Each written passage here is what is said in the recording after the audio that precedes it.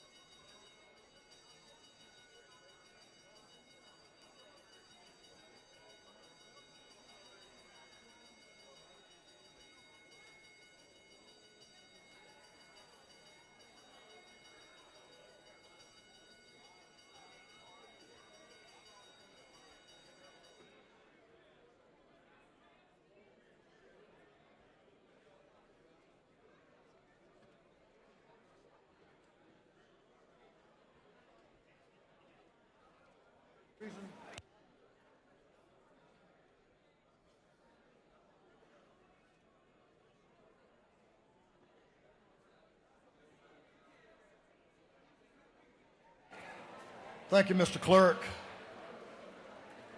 All members will please come to the floor because we're going to have the morning roll call. All members present will please vote green to signify their presence in the chamber, and Mr. Clerk will unlock the machines.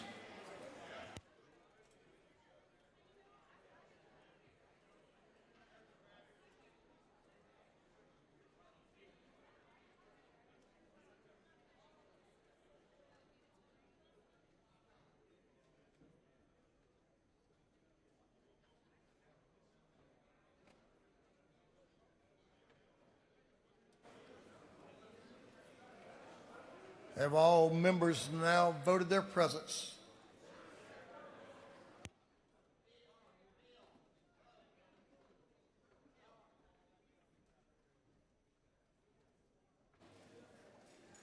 Chairman Hitchens, you're being paged.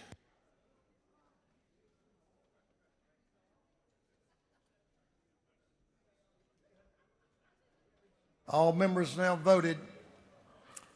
All members voted. If so, Mr. Clerk will lock the machine. Doorkeepers, please close the doors and keep them closed. As is our custom, we will begin our day with scripture reading and prayer by our chaplain. I'm glad to see our chaplain back today.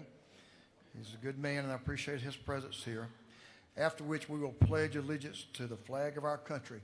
And we're going to do something just a little bit different when we have Representative Taylor to introduce our chaplain. I'm also going to ask her to recognize some folks that we have in our gallery this morning, which is a little bit different, but we're going to do that this morning.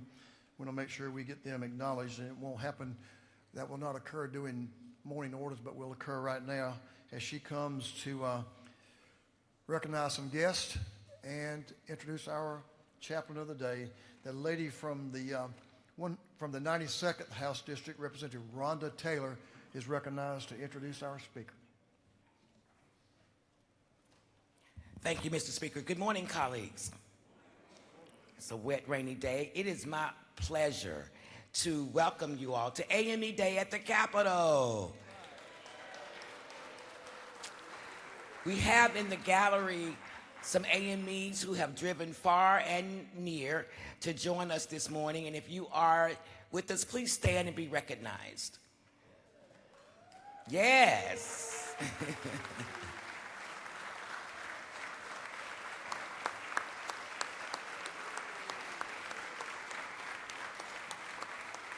Thank you so much for weathering the weather and being able to come and join us. It is AME Day, and on AME Day, we always try to get my bishop to come and speak in conjunction with the day. So it is my pleasure to present to some and to introduce to others Bishop Michael L. Mitchell, who is the 134th elected and consecrated bishop of the African Methodist Episcopal Church, presiding prelate of the 6th Episcopal District. Born in Perry, Florida, Bishop Mitchell is the ninth of 15 children and is a lifelong member of African Methodist Episcopal Church. While in high school, he answered the call to the ministry and preached his first trial sermon at the age of 17. On August the 28, 2024, at the 52nd Quadrennial Session of the African Methodist Episcopal Church General Conference, Bishop Mitchell was assigned by the Episcopal Committee to the 6th Episcopal District, which is Georgia. His awesome, beautiful wife, Miss Cordelia Mitchell, is also a lifetime member. Let's recognize her.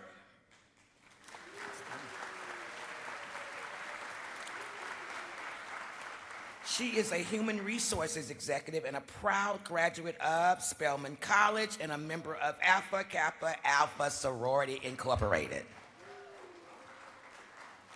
The two have 2 daughters and 3 grandchildren, and together they embody a legacy of leadership and service, inspiring others to embrace their calling and make a lasting impact in their communities and, most importantly, in kingdom building. Without further delay, I would love to bring up my bishop, Michael Mitchell.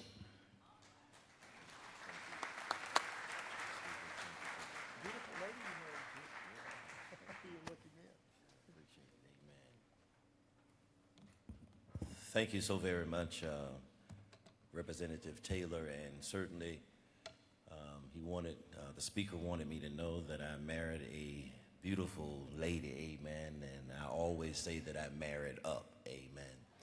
So we're grateful, and let me say good morning, Mr. Speaker, and a point of personal privilege again, I do thank the members of the 6th Episcopal District of the African Methodist Episcopal Church, and as well as Representative Rhonda Taylor and other representatives who are part of the AME Church, and to the members of this House, distinguished guests, and fellow citizens of the great state of Georgia. It is both an honor and a sacred privilege for me to have this opportunity to stand before you as the chaplain of the day as we celebrate and observe AME Day at the Capitol on behalf of the African Methodist Episcopal Church. For more than 2 centuries, the African Methodist Episcopal Church has been committed to spiritual, social, and moral uplift of all people. Our founder, Richard Allen, believed that faith must not only be proclaimed within the walls of the church, but also lived out in the public life of community and our nation. As we gather today, we're reminded of the words of Scripture found in Micah 6:8. He has shown you, O mortal, what is good. And what does the Lord require of you but to do justice, to love mercy, and to walk humbly with your God? These words offer timeless guidance for anyone entrusted with leadership and entrusted with responsibility. To do justice is to ensure that the laws and policies crafted within this chamber reflects fairness, dignity, and opportunity for every citizen of this state. In other words, you're called to do the right thing as it relates to fairness, dignity, and opportunity for every citizen of the state of Georgia. To love mercy is to remember that behind every policy discussion are real people. There are families, there are children, there are workers, and communities whose lives are shaped by the decisions made in rooms like this one. So as you gather, we ask and encourage you to do the right thing. And to walk humbly is to recognize that leadership is not merely about authority, but about stewardship. The privilege of public service carries with it the responsibility to seek wisdom, to listen carefully, and to act with integrity. You are encouraged to do the right thing for every citizen of this state. Members of this House, the work that you do here it matters. The conversations that you have, the votes that you cast, and the laws you shape will influence not only the present moment, but the future of generations yet to come. Therefore, may wisdom guide your deliberation. May civility mark your disclosure.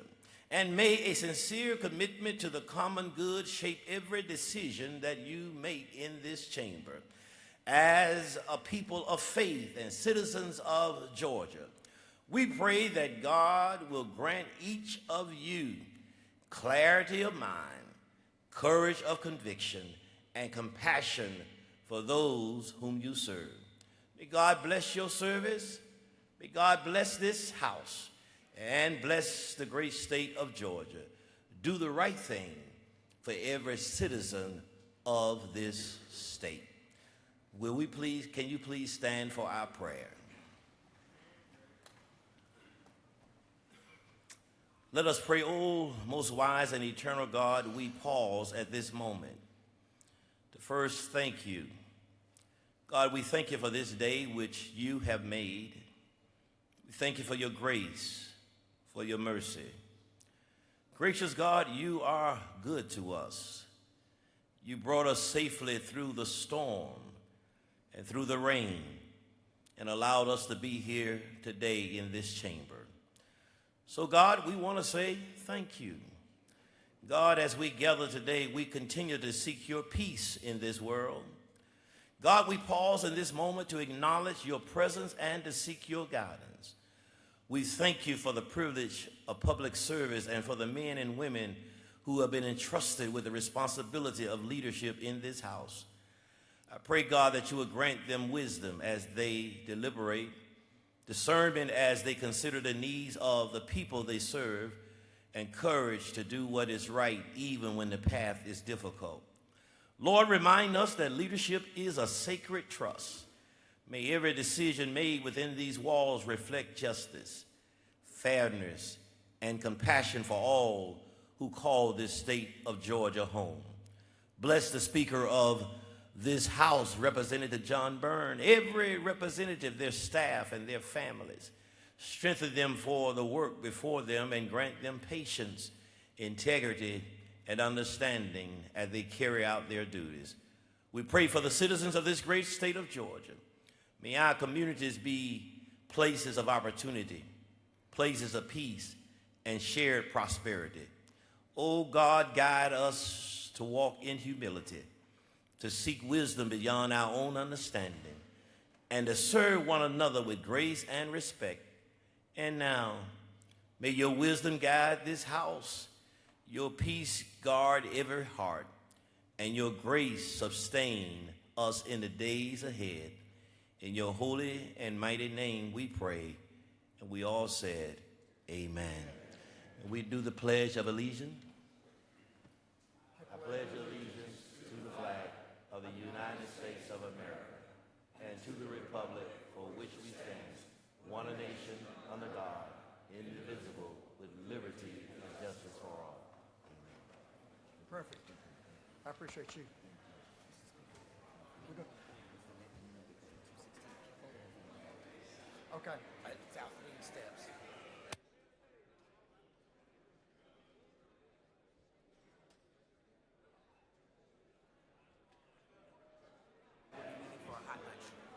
All right. Folks that are here with the bishop, you're going to have at 11, you're going to have a photo on the south wing steps, these steps, and then you're going to be at 216 for a lunch provided by Representative Billy Mitchell. All right. Thank you, Representative Mitchell. So doorkeepers, you may open the doors. Members, I want to tell y'all something else we found out this morning. Thank you, Bishop, for those words of encouragement. We also have a new partner when it comes to literacy. When we look at the members of the AME Church around this state, going to be a powerful partner as we deal with literacy issues around the state. Thank you, Bishop. We appreciate what y'all are going to help us with there. Thank you. Let's take a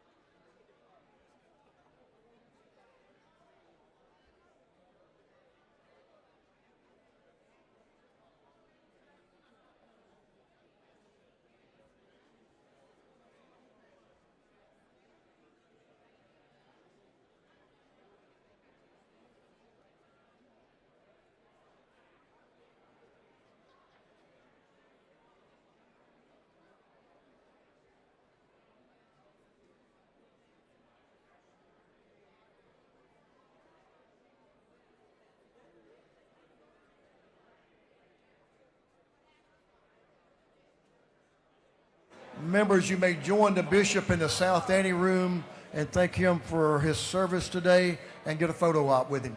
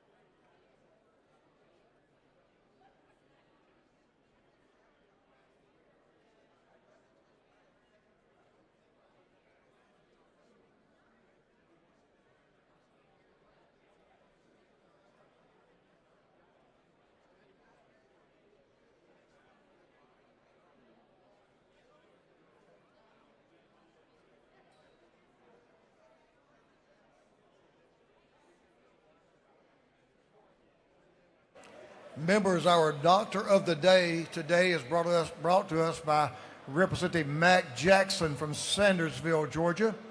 You have the doctor of the day today, and that's Dr. Jennifer Christie. Thanks to Dr. Christie for being here, and if you need Dr. Christie, you know where she's located. Thank you, Representative Jackson.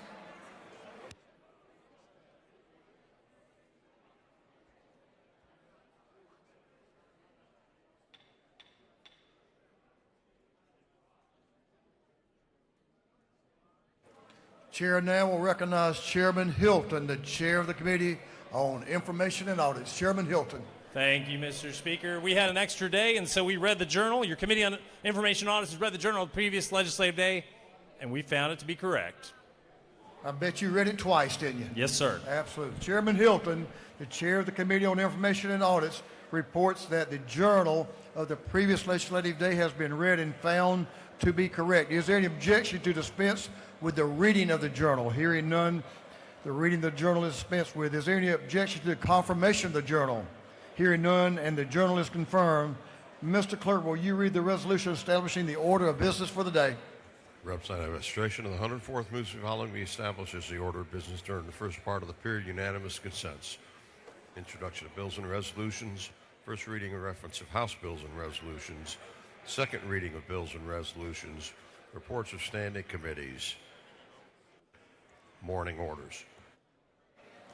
Is there any objection to the adoption of the resolution establishing the order of business for the day? Hearing none, the resolution is adopted.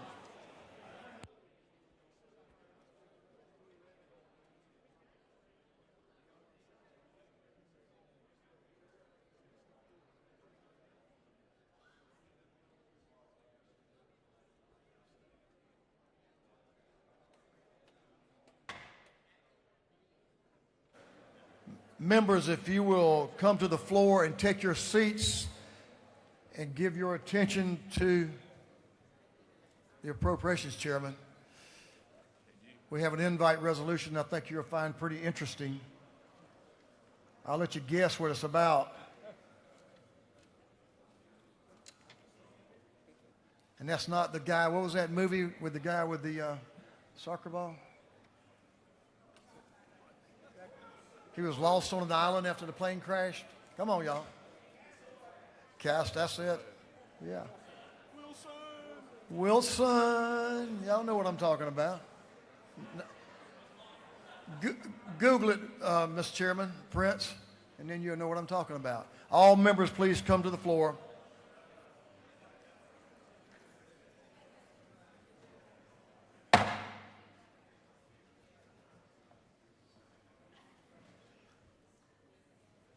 All members come to the floor.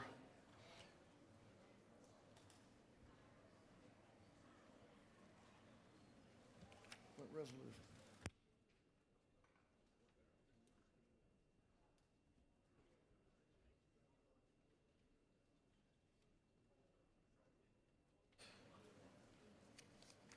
Members, just for our order of business for the day, we'll go on to morning orders after we enjoy this resolution and honor some folks.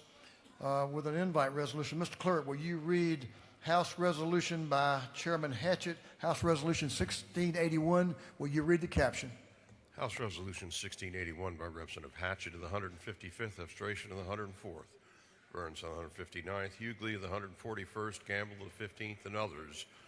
A resolution commending the Atlanta World Cup host committee. Chairman Hatchett is recognized to speak to House Resolution 1681. Mr. Chairman. Thank you, Mr. Speaker. Colleagues, today it's my honor to welcome members of the Atlanta World Cup Host Committee to the Georgia House as we recognize their leadership in preparing our capital city and state for one of the largest sporting events on the planet, the FIFA World Cup 2026.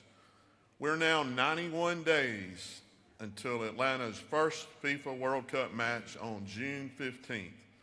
Specifically with us today are Dan Corso, President of Atlanta Sports Council, Katie Kirkpatrick, President and CEO of the Metro Atlanta Chamber, and Dietmar Exler, Chief Operating Officer of Arthur M. Blank Sports and Entertainment. This summer, the world's eyes will turn to Atlanta and Georgia for the biggest World Cup ever, where we'll host 8 matches, including 5 group matches, a round of 32 match, a round of 16 match, and a coveted semifinal. With a world-class stadium, the busiest airport on the planet, and a storied history of hosting major sporting events, including the 1996 Olympics, 2 Super Bowls, 2 CFP National Championship games, we're well positioned to showcase Atlanta and Georgia to millions of visitors and billions of viewers worldwide. But this moment is about more than soccer and the matches on the field. It's about economic development, tourism, and global visibility for our entire state. It's about small businesses, restaurants, hotels, and our hospitality communities across Georgia benefiting from the excitement of the FIFA World Cup. So today we proudly welcome to the Georgia House of Representatives and thank them for their leadership as we prepare to host the world right here in the Peach State.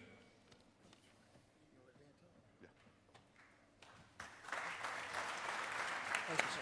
Thank you. You got it, brother. All right.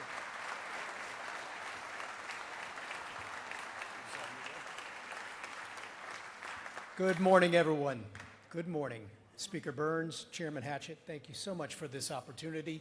On behalf of Dietmar and Katie, we are thrilled to be with you here today, 91 days away from the state of Georgia, welcoming back the world to our state, 30 years removed from the first time we welcomed the world back in 1996 with the Summer Olympics.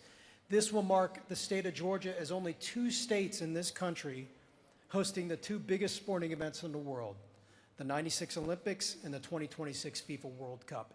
And as we continue to go through the planning process, 91 days away, we want to thank all of you for your support and your engagement from day one. Going back 4 years, we've been working on this event, preparing to host this event all over the region and all over the state. And without your support, without that engagement from you from day one, we would not be in the position that we are right now. According to FIFA, we work with them on a daily basis in the planning for this event. We are right where we should be, 91 days away, and we've got more work to do, but we know that we're going to get there because of the engagement they have from a public and private level. So thank you for that support. And I will tell you this, you know as well as I do, that this state is used to being number one in a lot of things, including the number one state to do business year after year after year. That's a great thing. But we are also known as the number one state in the country to host large-scale sporting events. And after this summer, don't take a break because there's more coming. 2028, as you heard the chairman say, we have our next Super Bowl. As we hit March Madness here in the country this week, we've got March Madness coming back in 2031 for the 5th time. And we're also working on the opportunity to get the College Football Playoff National Championship back to this state for a 3rd time in the early part of next decade. We cannot do the work that we do without your support, and we can't do it without you. So we look forward to the opportunity to host the world again this summer and host the nation and the world again in the years to come. Thank you all very much for this opportunity. Appreciate it.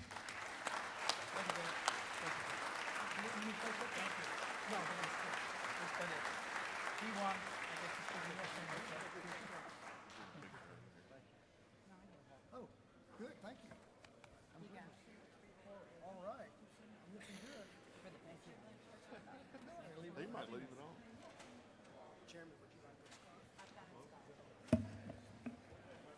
Hey, Dan, thanks, man. I mean, this is pretty awesome.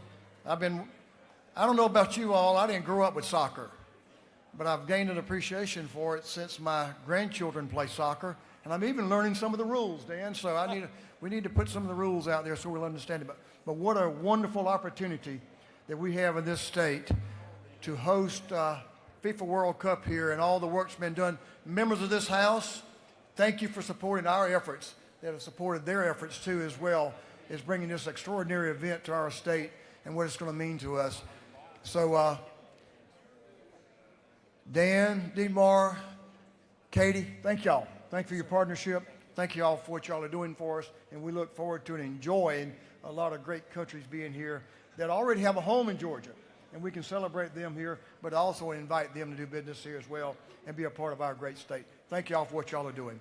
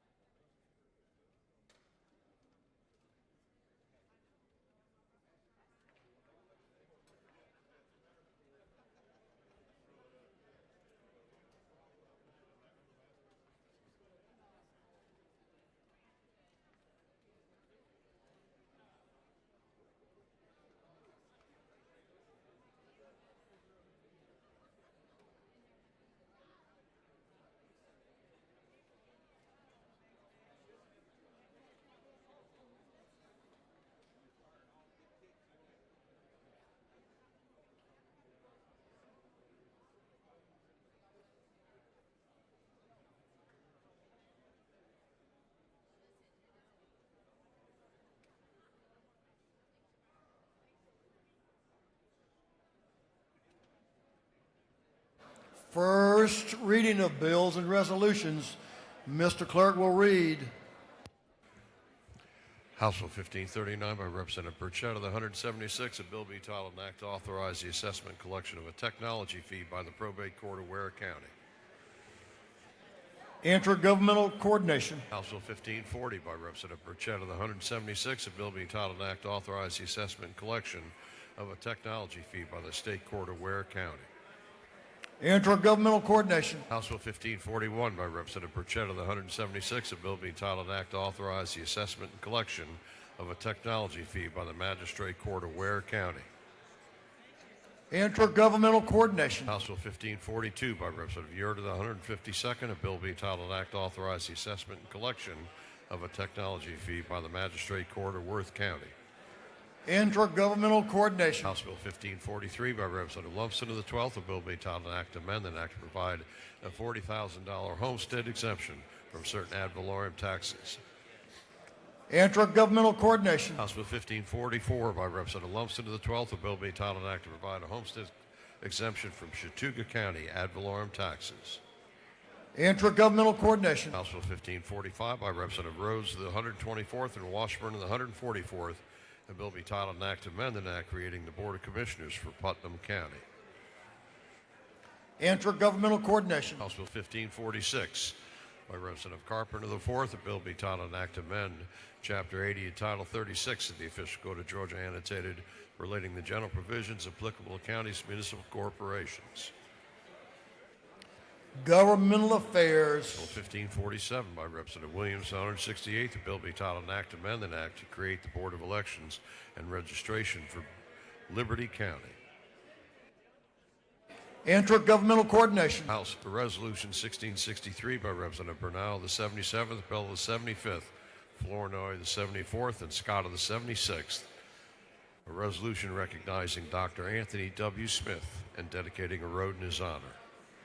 Transportation. House Resolution 1664 by Representative Wade of the 9th and Chastain of the 7th, a resolution honoring the life of Mr. General Wallace and dedicating an intersection in his memory. Transportation. House Resolution 1665 by Representative Townsend, the 179th, Stevens, the 164th, Smith, the 70th. A resolution creating the House Study Committee on Environmental Protection Division Permit and Variance Procedures. Special rules. House Resolution 1666 by Representative Wade of the 9th and Hawkins of the 27th.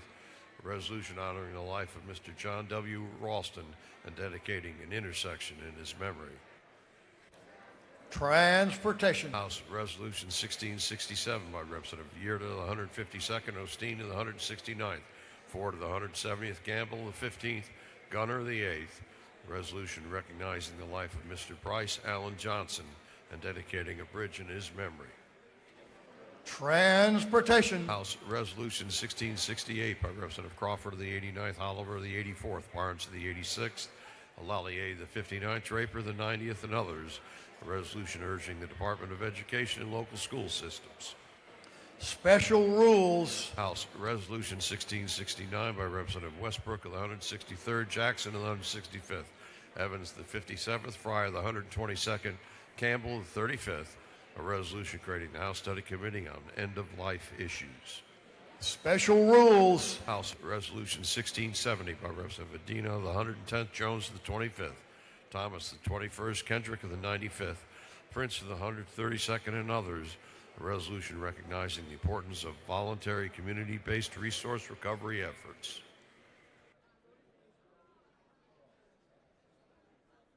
Special rules. House Resolution 1671 by Representative Gilliard of the 162nd and Stevens on the 164th. A resolution honoring the life of Reverend Benny R. Mitchell, Jr. and dedicating an intersection in his memory. Transportation. House Resolution 1672 by Representative Gilliard of the 162nd, Stevens of the 164th. A resolution recognizing Ms. Huxley Scott and dedicating a bridge in her honor. Transportation. House Resolution 1673 by Representative Gilliard of the 162nd and Stevens of the 164th. A resolution recognizing Mr. Jimmy Lord Brown and dedicating an intersection in his honor. Transportation. House Resolution 1674 by Representative Leverett of the 123rd, Seaball of the 34th, Moptown of the 17th, Gamble of the 15th. A resolution creating the House Study Committee on State Governance of Emergency Medical Services. Special rules. House Resolution 1675 by Representative Lewis Ward of the 115th, Hughley of the 141st, Green of the 154th, Camp of the 135th, Washburn of the 144th, and others. A resolution creating the House Study Committee on Community Associations. Special rules. That completes first readers.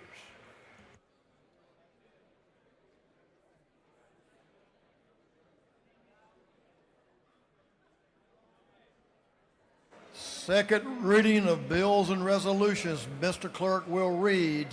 House Bill 1535 by Representative Silcox of the 53rd, Panitch of the 51st, Holland of the 54th, and Roberts of the 52nd. A bill to authorize the City of Sandy Springs to exercise all redevelopment and other powers under the Redevelopment Powers Law. House Bill 1536 by Representative Rhodes of the 124th and Washburn of the 144th. A bill to provide a new charter for the City of Eatonton. House Bill 1537 by Representative Herring of the 145th, Paris of the 142nd, Jones of the 143rd, Griffin of the 149th, Washburn of the 144th. A bill to provide a homestead exemption from Bibb County School District ad valorem taxes for educational purposes.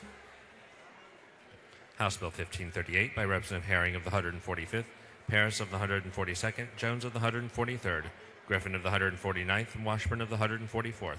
A bill to provide a homestead exemption from Macon-Bibb County ad valorem taxes for county purposes. House Resolution 1654 by Representative Flournoy of the 74th, Owl of the 50th, Cannon of the 58th, Roberts of the 52nd, Herring of the 145th. A resolution urging Georgia's medical schools to prioritize patient-centered care. House Resolution 1655 by Representative Hawkins of the 27th, Mathis of the 133rd, Green of the 154th, Taylor of the 173rd, Owl of the 50th, and others. A resolution creating the House Study Committee on Diabetes-Related Amputations. House Resolution 1656 by Representative Barnes of the 86th, Irwin of the 32nd, Ballard of the 147th, Hughley of the 141st, Park of the 107th, and others. A resolution creating the House Study Committee on School Nutrition, Student Food Security, Georgia Agriculture, and Student Success. House Resolution 1657 by Representative Powell of the 33rd, Taylor of the 173rd, Green of the 154th, Hawkins of the 27th, Stevens of the 164th, and others. A resolution creating the House Study Committee on Medicaid Waiver Populations and Long-Term Financial and Administrative Sustainability. House Resolution 1658 by Representative Barnes of the 86th, Turner of the 85th, Holcomb of the 101st, Mitchell of the 88th, McLean of the 109th. A resolution recognizing Representative Michelle Hinson and dedicating an interchange in her honor. House Resolution 1662 by Representative Momtahan of the 17th, Gaines of the 120th, Smith of the 18th, Jones of the 25th, Burchett of the 176th, and others. A resolution recognizing the leadership of President Donald J. Trump. Through second readers.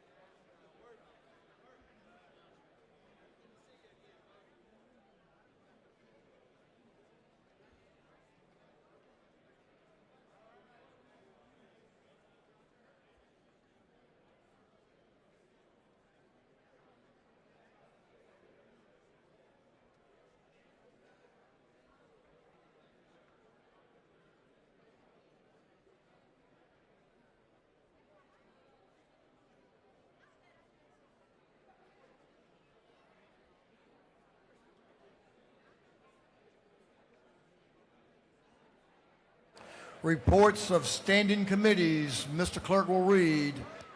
Representative Steve Tarver of the 2nd District, Chairman of the Committee on Budget and Fiscal Affairs Oversight, submitted the following report. Mr. Speaker, your Committee on Budget and Fiscal Affairs Oversight has had under its consideration the following bill of the Senate. It's instructed me to report same back to the House. The following recommendations: Senate Bill 441, do pass. Respectfully submitted, Representative Steve Tarver of the 2nd District, Chairman. Representative Scoggins of the 17th District, Chairman of the Committee on Special Rules, submitted the following report. Mr. Speaker, your Committee on Special Rules has had under its consideration the following bills of the House and Senate. It has instructed me to report same back to the House. Following recommendations: House Resolution 1393, do pass. House Resolution 1522, do pass. House Resolution 1527, do pass. House Resolution 1529, do pass. House Resolution 1582, do pass. House Resolution 1052, do pass. Senate Resolution 800, do pass. The Senate Bill 240, do pass. Respectfully submitted, Representative Scoggins of the 17th District, Chairman. That completes the reading of the reports of standing committees.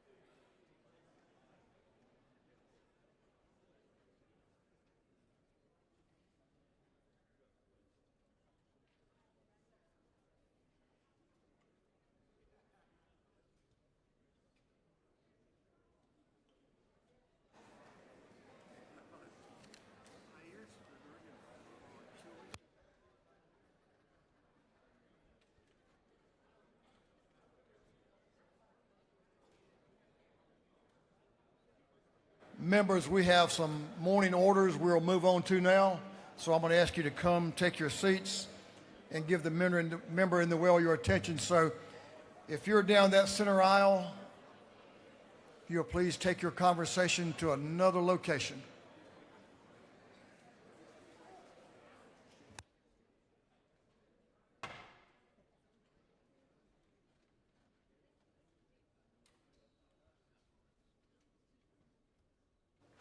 I'm going to recognize Whip Park for our first morning order. Gentlemen, we'll suspend just for a moment. We have a number of morning orders. I'm going to give you a minute and a half, 2 minutes. That doesn't apply to you, Whip Park. And I'm going to ask members to stand. We welcome Whip Park to the well and recognize some guests and an event, sad event that occurred in our state. Whip Sam Park is recognized for a morning order, and some friends will join him. Thank you, Mr. Speaker. Today marks the 5th anniversary of the March 16th Atlanta spa shootings. 8 lives were taken, 6 of them Asian women, and in the grief that followed, it was women who stood up first and led the way. Today, I'm honored to welcome to the People's House 5 of those women: Stephanie Cho, Sanjui Kumar, Sarah Park, Victory Nguyen, and Aparna Bhattacharya. I've seen their work firsthand. When families needed someone to navigate victim funds and legal services and trauma care across language barriers, those leaders were there. When our AAPI community needed a voice in the halls of power, these leaders spoke. When vigils needed to be organized and coalitions needed to be built, these leaders showed up. Stephanie mobilized a national response. Sanjui strengthened our civil rights coalitions. Sarah ensured Korean American women were seen and heard. Victoria united our grassroots community, and Aparna connected survivors to the trauma-informed care they deserved. This is Women's History Month, and these 5 women remind us exactly why we celebrate them. Please join me in honoring them. Thank you for standing and being with us this morning.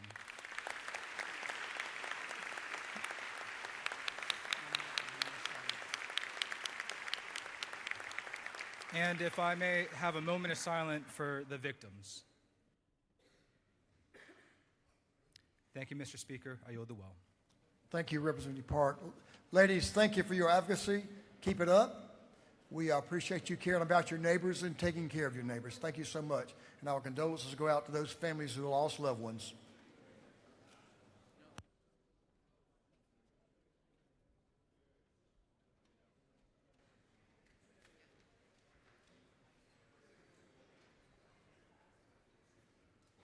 Representative Gamble, Matthew Gamble is recognized for morning order. About a minute and a half, y'all. If y'all can do it in that time frame, that'd be great. Representative Gamble, are you going to have friends? Yes, sir. I've Yes, got some do. joining me, Mr. Speaker.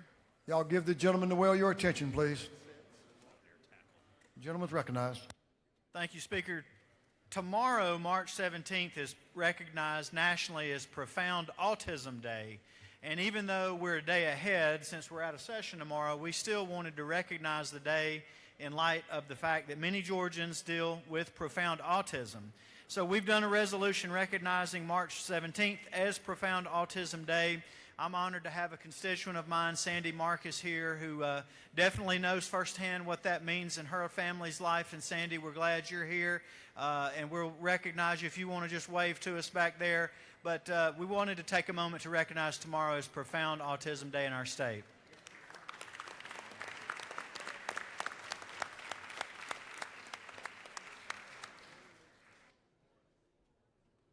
Representative Viola Davis.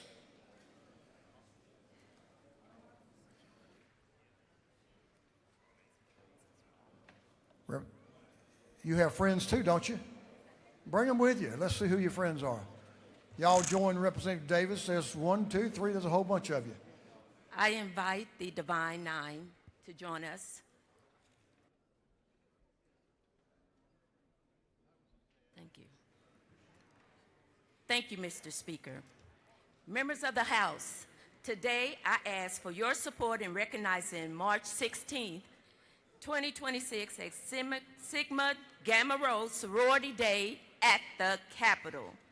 Founded in 1922 by 7 visionary educators, Sigma Gamma Rho sorority has spent more than a century promoting scholarship, leadership, and community service across the United States and right here in Georgia. Through their mission of greater service, greater progress, the members of Sigma Gamma Rho continue to uplift communities, mentor young women, and strengthen civic engagement. Today, we proudly welcome these distinguished women to the Georgia Capitol and thank them for their continued service to our state. We now ask Sigma Gamma Rho to stand and be recognized.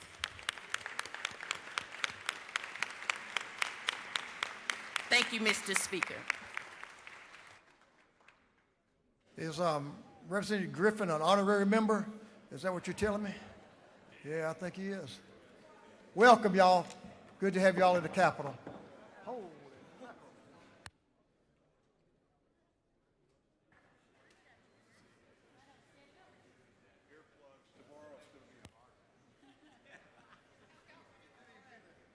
Representative Campbell, Representative Lisa Campbell is recognized for a morning order. Please give the lady your attention, please. Then Chairman Gullett and Newton, you're on deck. And friends. Yes. You need a friend. Yes, we do. Good morning, everyone. Thank you, Mr. Speaker. 10,700 miles, one unfinished mission. They drove for the vote. We're driving for the ERA. The Golden Flyer never really stopped. In 1916, Alice Burke and Nell Richardson crossed America, and women won the vote in 1920. But the Equal Rights Amendment is stalled. Today, we're here to say Congress needs the courage to affirm it as the 28th Amendment. The Golden Flyer, too, is now on the road across 25 states, and it's here at the Capitol. Go check it out between the Claw Building and the Capitol until 11 o'clock. And let's all support the Equal Rights Amendment and end discrimination on account of sex once and for all.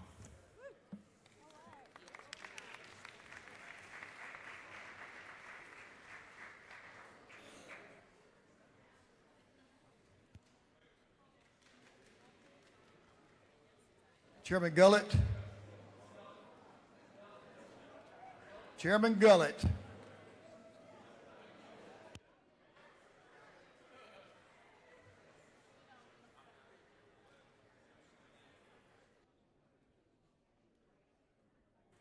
Chairman Gullett and a whole passel of healthcare professionals. Gentleman's recognized. Thank you, Mr. Speaker. Today we're honored to welcome neurologists and future neurologists from Augusta University Medical College of Georgia who are here advocating on behalf of the field of neurology and, more importantly, on behalf of Georgia patients and Georgia families they serve every day. I want to welcome Dr. Atney. He's my friend, president of the Georgia Neurological Society and assistant professor. Dr. Switzer, professor and chair of neurology. Dr. Wallace, assistant professor of neurology. And Dr. Newton's going to recognize the remainder. Thank you, Chairman. This body's put a lot of effort into expanding residency programs, so I do want to recognize three of our future neurologists that are in their training. Dr. Jocknell Brown, if you can stand, Dr. Robert Hill, and then a medical student in his first year, but in the president of the section of neurology interest group is Ryan Dixon. So if you three that are representing the future of neurology, along with these great researchers, thank you for all the work y'all are doing, and welcome to the Capitol. Thank you, Mr. Speaker.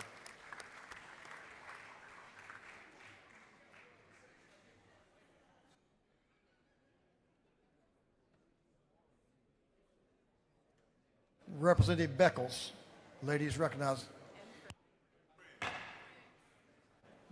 And friends. Ladies recognized. Thank you, Mr. Speaker. Today is Sports Medicine Day at the Capitol, hosted by Super Bowl champion and CEO of Pro Level Recovery, Andrew Adams. Some of you stopped by for breakfast and a massage earlier this morning. As legislators, we spend our days moving quickly between committees, meetings, and important work of lawmaking. While we take pride in the work we do, it is also important to remember the value of taking a moment to pause, breathe, and recover. Welcome, Andrew Adams. Please stand and be recognized.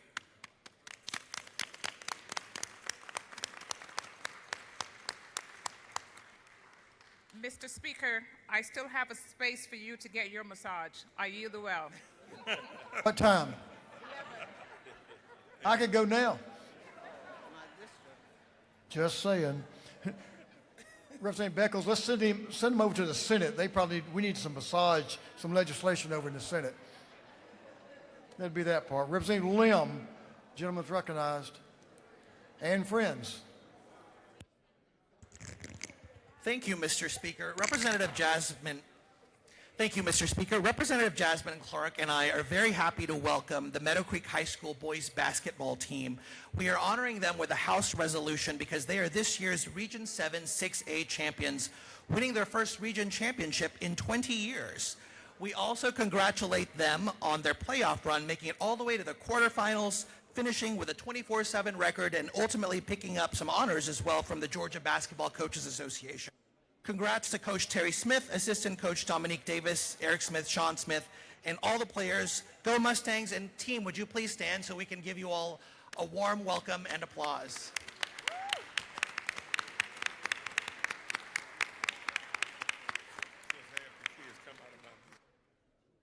Thank you, Mr. Speaker. We yield the well.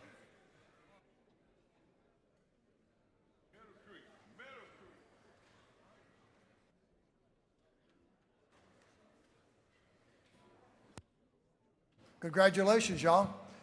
Good to have y'all. Sounds like you had a good year to me. This year and next year. They look mighty young up there. So congratulations, Coach, and you got a good team there. Appreciate y'all being here. Representative Park Cannon, ladies recognized for a morning order.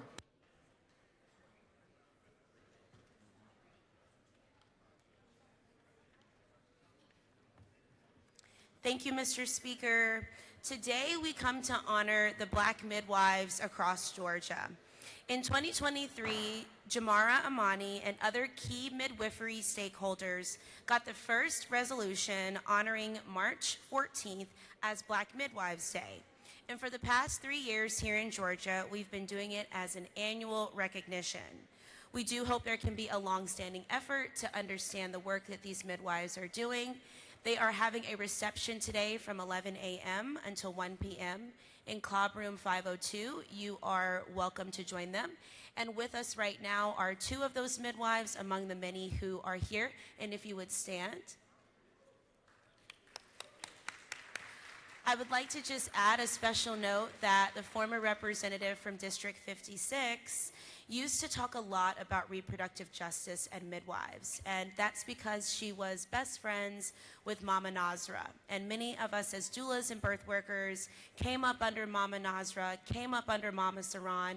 We just thank you for what you do and the hands that you have used to bring babies into this world. Congratulations and happy National Midwives Day. Bye. Thank you. Good to have y'all. Appreciate what y'all do too. Take care of your neighbors. Thanks. Thanks for being here.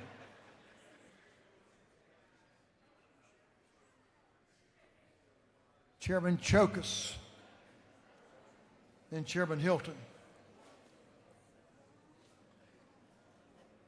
And Leader Estration. This should be interesting. Thank you, Mr. Speaker. Today, we have the pleasure of recognizing the students and staff from the Greek Orthodox Annunciation Day School located here in Atlanta. These exceptional students not only learn the curriculum necessary for high school graduation, but also become fluent in modern Greek language and are working to receive their Georgia Seal of Literacy in that language. They're standing up over there on my left. Accompanying the students today, we have Adam Greenwood, who is the head of the school, Sophia Chiotis, and she's the Communications and Development Director, Calliope Chikurika, who is also a teacher. And then with the group, we have Konstantinos Adamopoulos, who is the Greek counsel. So please wave, guys. Anyway, the significance of this is that this coming March 25th will mark the 205th anniversary of the Greek War on Independence. They were greatly outnumbered, but with an unending love of country and democracy, the people of Greece declared their independence on March 25th, 1821, from the oppressive Ottoman Muslim Turkish Empire. The people of Greece were inspired by the American Revolution of 1776. And as a matter of fact, our first U.S. President, George Washington, is praised in the Greek national anthem. The peoples of Greece and the United States have maintained an unshakable bond for over 2 centuries. Thank you. Please join me in welcoming. Thank you very much.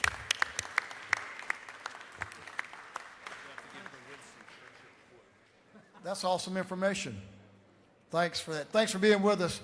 I was concerned you were going to sing it. That's what I was worried about. Chairman Hilton is recognized for a morning order. Then the pro tem of this house is going to be recognized for our final morning order. You have friends with you as well. Yep. Thank you, Mr. Speaker. We have a group of charter schools here today at the Capitol for Charter School Day, sponsored by the Georgia Charter School Association, Georgia Reads, Liberty Classical, Resurgence Hall. We met with them this morning, and one thing I think, Mr. Speaker, you'd be interested to hear is they are already employing literacy coaches within some of their schools, and they are seeing best practices and tremendous gains in literacy from that. And so if this Northwest Classical, I think they're up there in the gallery, if you guys would stand, please be recognized by this body. Thank you. Charter schools are public schools, and they do a fantastic job in our state, and we're grateful for you. Thank you.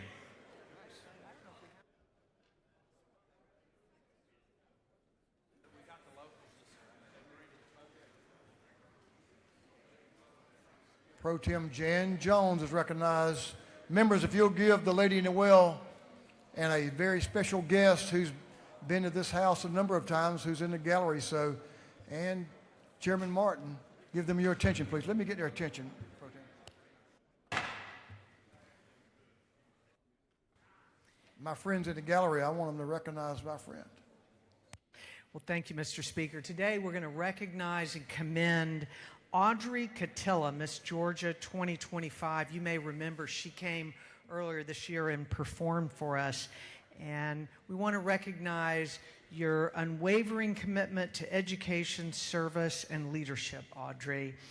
She was not only Miss Georgia 2025 representing our state, she was 3rd runner-up in the Miss America 2026 competition.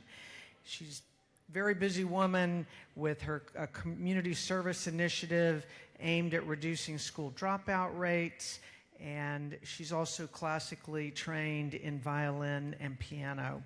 She exemplifies the ideals of integrity, leadership, and dedication, bringing pride to herself, her family, the city of Milton, where she's from, and the state of Georgia.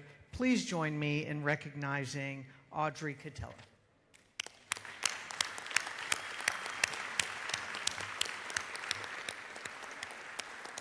She's joined by her family and the Miss Georgia Scholarship Competition Board of Directors. Thank you.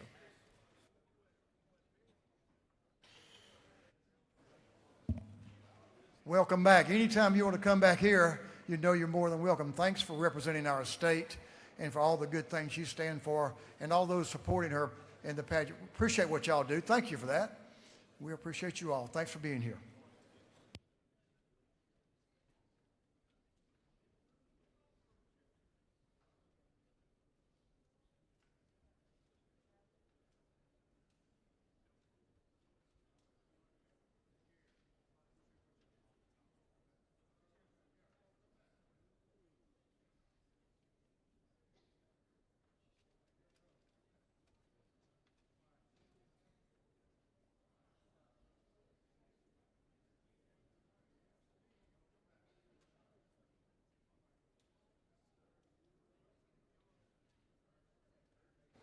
Members, that concludes our morning orders. I think we're at a point we can move on to the rules calendar.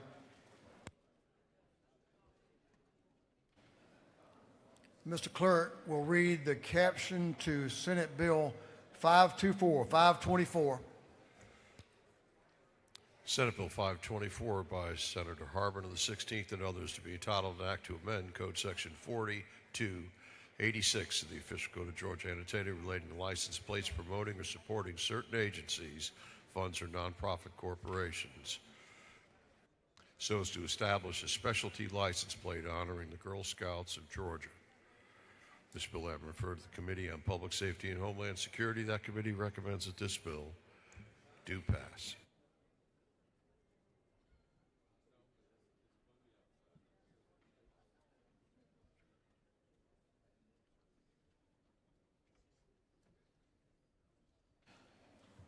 Chairman Clint Crow is recognized to present Senate Bill 524. Gentleman is recognized. Thank you, Mr. Speaker.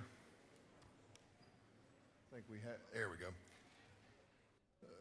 Members, this is a bill that will create a special license plate honoring the Girl Scouts of Georgia.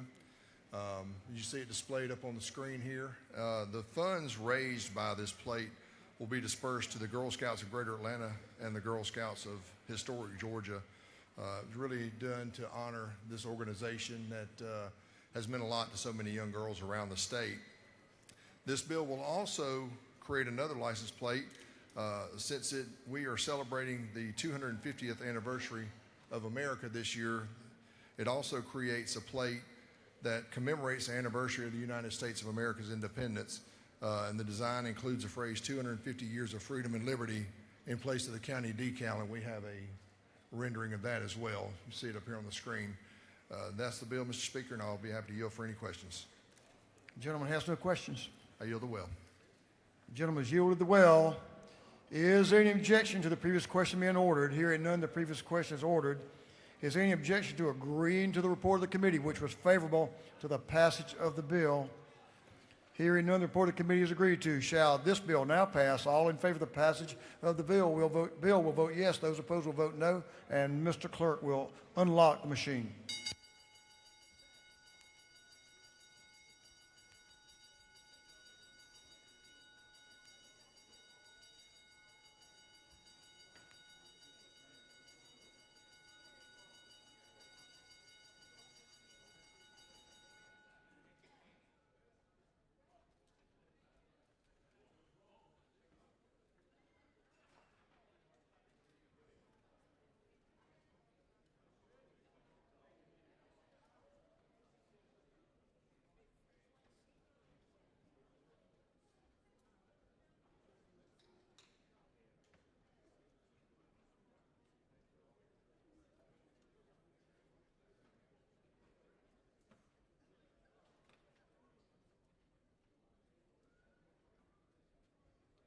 Have all members voted?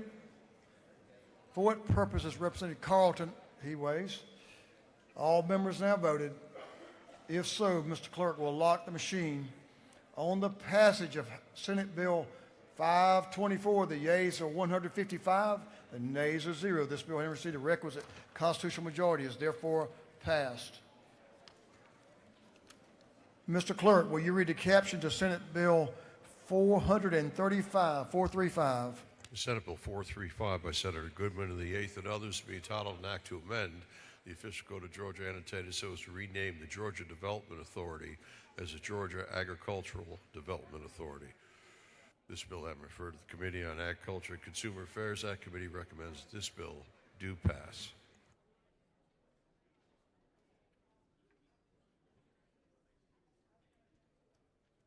Chairman Meeks is recognized to present Senate Bill 435. Thank you, Mr. Speaker. Ladies and gentlemen, I bring to you House Bill 435, as passed by the Senate. Simply adds agriculture to the name of the Georgia Development Authority. It's a departmental bill. Apparently, we have some constituencies across our state confusing what Georgia Development Authority does and what GFA does and their different missions. So we're just adding agriculture to the Georgia Development Agriculture Authority title. So with that, Mr. Speaker, I'll yield for any questions.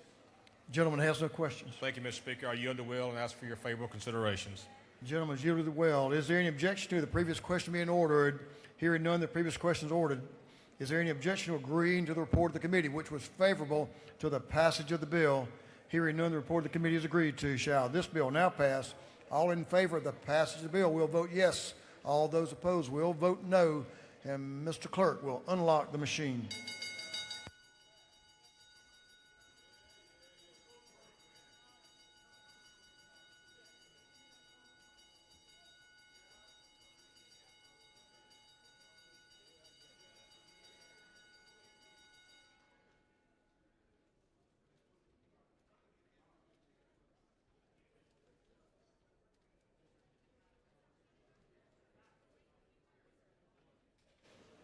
All members voted.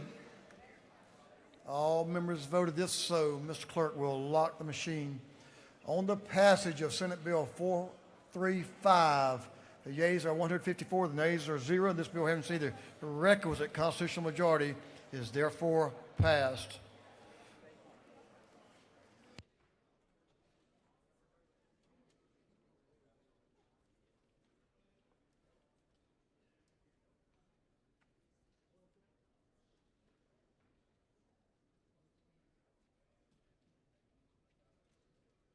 Members, we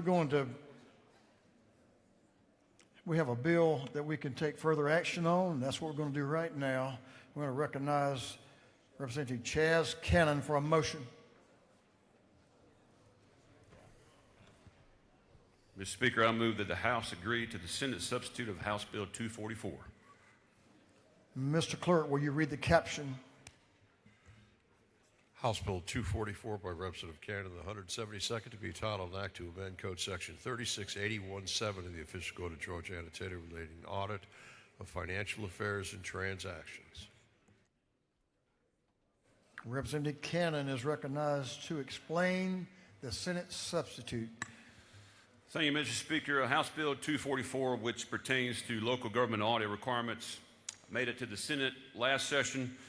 Almost made it to the floor on sine die. Got there about 8:30 p.m., so didn't quite get there. Having said that, the Senate wanted to make two small targeted changes to the bill in coordination with the State Auditor's Office. I'll walk you through the two changes, two small tweaks. Number one is clarifying that the special purpose framework outlined in the bill applies to all local governments with expenditures of $2.5 million or less. This is primarily a technical clarification. And number two, the House-passed version required audit cooperation primarily from county constitutional officers. The Senate substitute broadens that to include public officers and employees serving local governments, to include state officers and employees specifically assigned to that local government. Mr. Speaker, these are the two small changes, and I will stand for any questions. Gentleman has no questions. I yield the way. I ask for your favorable consideration. Senate substitute, House Bill 244. On the gentleman's motion that the House agree to the Senate substitute to House Bill 244, all those in favor will vote yes. Those opposed will vote no. And Mr. Clerk will unlock the machines.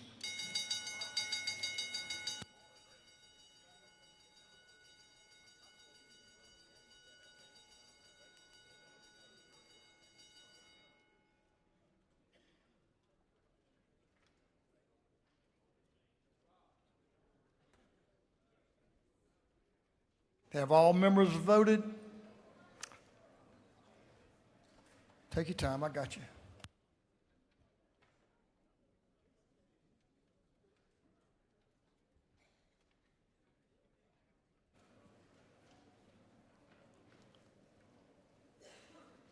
All members voted. If so, Mr. Clerk will lock the machines. On the gentleman's motion that the House agree to the Senate substitute for House Bill 244,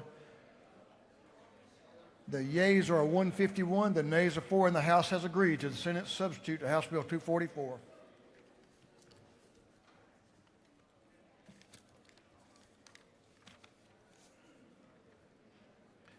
Mr. Clerk, will you read the caption of Senate Bill 432? Senate Bill 432 by Senator Walker, the 20th, and others, to be entitled an act to amend Title 20 of the Official Code of Georgia annotated relating to education so as to extend automatic repeals of certain provisions regarding non-lapsing revenue of institutions of the university system of Georgia. This bill having referred to the Committee on Higher Education, That committee recommends that this bill do pass. The Speaker Pro Tem of this Georgia House is recognized to present Senate Bill 432. Representative Jones. Thank you, Mr. Speaker.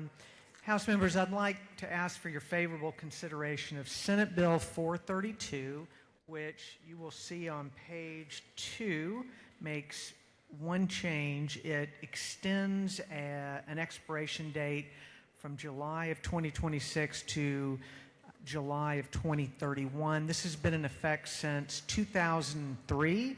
It allows revenues collected by TCSG and the regents from tuition, departmental sales and services, continuing education fees, technology fees, and other fees to not lapse as long as it does not exceed 3% of the tuition collected. That's all the bill does. I'm happy to answer any questions. The lady has no questions. Well, thank you, Mr. Speaker, and I yield the well.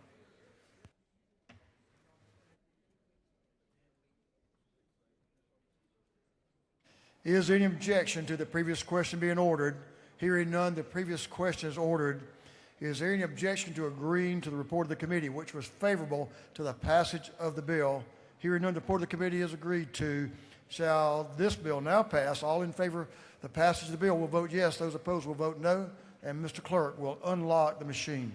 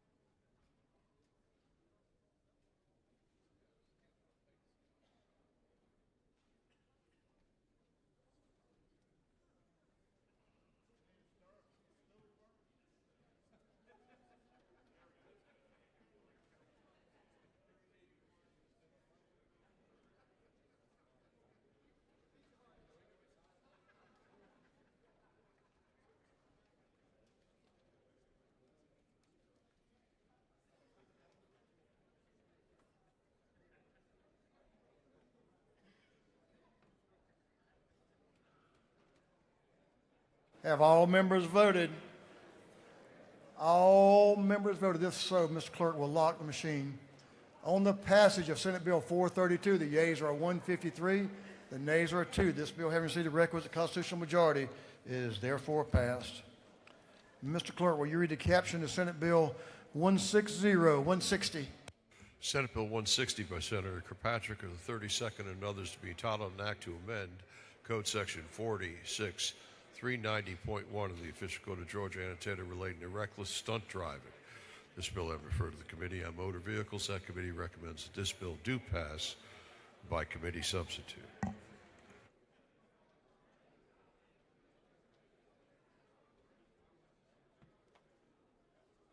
Chairman Clint Crow is recognized to present Senate Bill 160. Give the gentleman in the well your attention, please.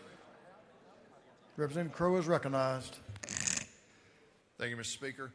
Members, if you'll remember, a couple of years ago we passed Senate Bill 10 on reckless stunt driving. And since that time, this behavior has continued to be a problem around the state. Events where people are laying drag and doing donuts are spread on social media, creating a great risk to the public. Recent incidents have involved Atlanta, Brookhaven, DeKalb County, Lithia Springs, and other locations. And law enforcement is frequently dealing with these multi-jurisdictional issues, and people continue to be injured in these incidents. Last year, this bill was introduced, putting interlock or intelligent speed assistance devices. It was introduced and substituted into a bill, and that bill ultimately passed the legislature. However, that bill was vetoed by the governor. Since then, Senator Kirkpatrick and others have worked with the governor's office for several months to accommodate their recommendations on implementation. This bill today is about behavior change. Intelligent speed assistance devices are devices that prevent an operator from exceeding a preset speed, creates a pathway for a person with a suspended license due to a reckless stunt driving conviction to apply for a limited driving permit by having an ISA placed on their vehicle. The other portion of the bill matches the ignition interlock device law and puts DDS in charge of rules and regulations per NHTSA standards and certifying the devices. The devices can use GPS technology to govern speed based on the limit. It ultimately is designed to make our roadways safer, but help people get back on the road so they can get back and forth to work. And that's the bill, Mr. Speaker, and I'll be happy to yield for any questions.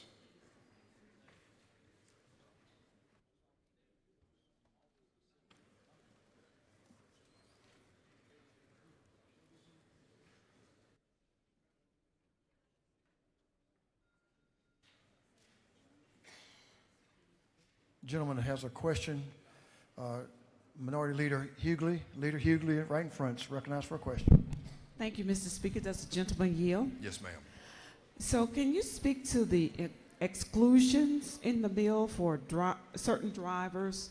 Why are they excluded? Drivers under 21, those with a commercial driver's license? Yeah, I think that was part of the discussion with the governor's office.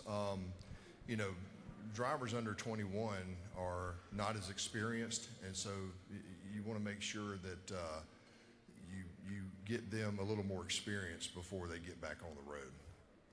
The other question I have, if you would further yield. I will. Is the effective date. Why are we a year out? July 2028? To give time to get the policies implemented and get the rules and regulations in place. And then one final question, if you will yield. I will. How many options in terms of commercial entities that provide this type of interlocking devices? Are there multiple options, or is this just one company? Yes, ma'am. I believe there are multiple options that provide this device. Thank you so much. Yes, ma'am. Mr. Speaker, if there's no further questions, I will yield the will and ask for this body's favorable consideration. You have one more question from Representative Sanchez. Okay, I'll take it. Thank you, Mr. Speaker. The gentleman yield. I will. Yeah, so I believe the version that passed the Senate replaced the forfeiture penalty with speed limiters.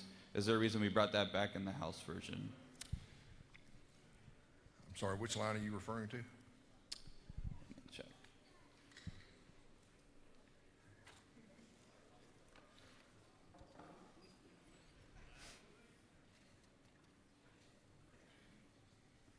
I believe it's, most of it, considering the Senate version was much shorter, but. Yeah, there's a House substitute here, so. Yeah. Yeah. Okay. All right. Mr. Speaker, I'll yield the will and ask for favorable consideration. Okay. The gentleman has yielded the will. He had a couple more questions, but he's yielded the will. Is there any objection to the previous question being ordered? Hearing none, the previous question is ordered. Is there any objection to adopting the committee substitute? Hearing none, the committee substitute is adopted. Is there any objection to agreeing to the report of the committee, which was favorable to the passage of the bill? Hearing none, the report of the committee is agreed to. Shall this bill now pass? All in favor of the passage of the bill will vote yes. Those opposed will vote no. And Mr. Clerk will unlock the machines.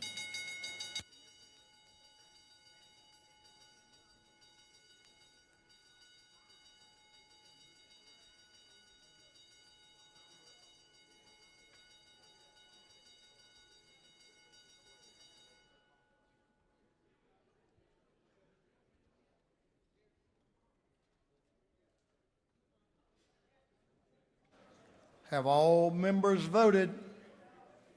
All members voted?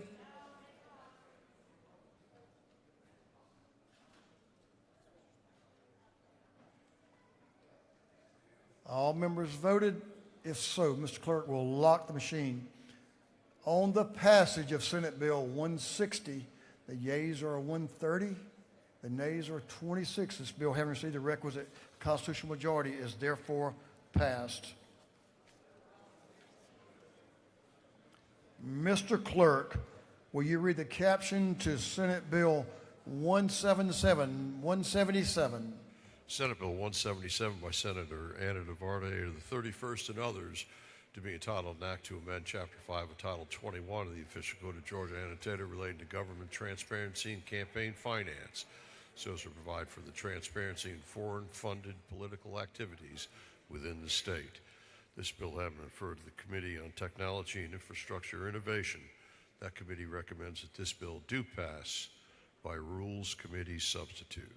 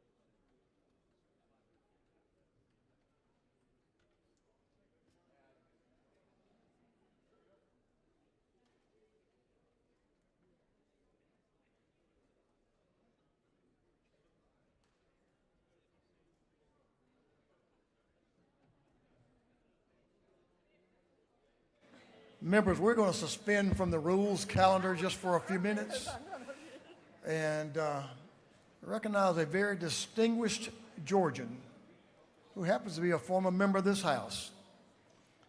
That's Chair Lady Penny Houston. And I'm going to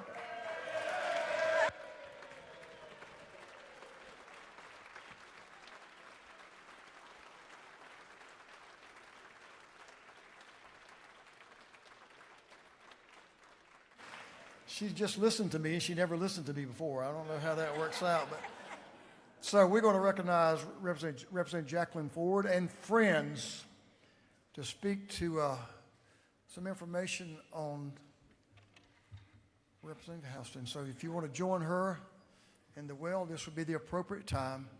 Thank you, Mr. Speaker. And Lady, we'll suspend just for a moment. You've got some other friends.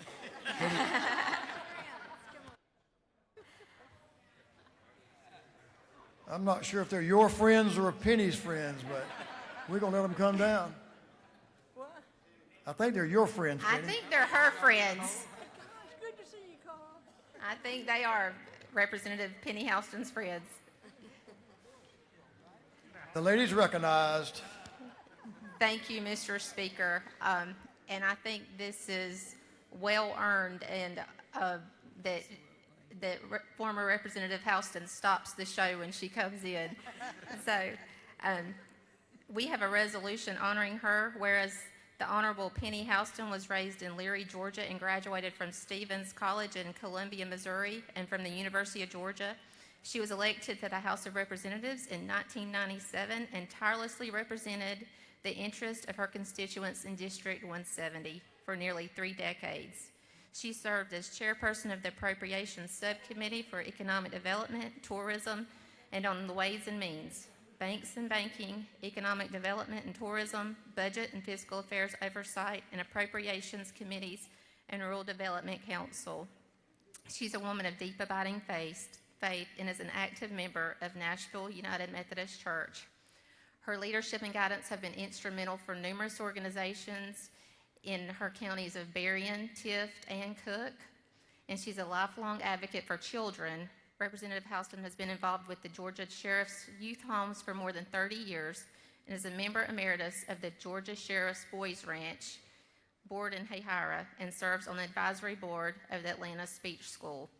She is abundantly fitting, and it is proper that she's, for her remarkable and distinguished acts that she is recognized by. We named a roundabout in her honor. I thank her for what she's meant to me and what she's meant to this state. Thank you, Mr. Speaker. Thank you.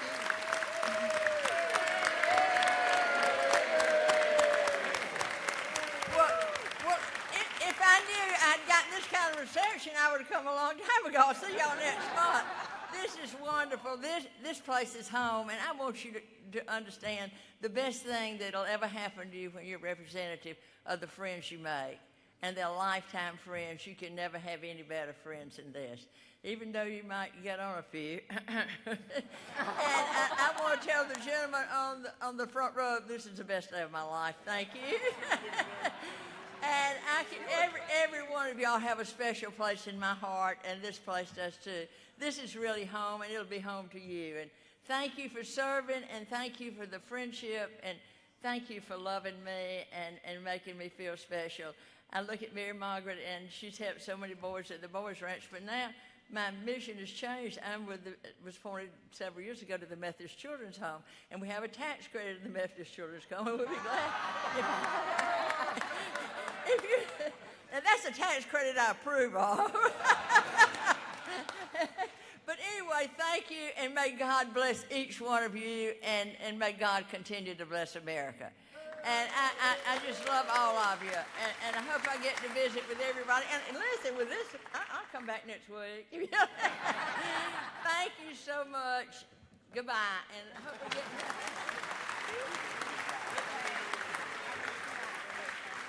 I don't think you like it. Oh, God, yeah, you can tell it. Thank you, members. I don't know of a member of this House since I've been here for a number of years any more beloved than Chair Lady Houston, but her work speaks for itself because she truly, truly cares about her neighbor. There's no doubt about that. So thank you for continuing to do that. Even though you're no longer an active member of this House, you'll always be a member of this House and a member of this family. So thank you.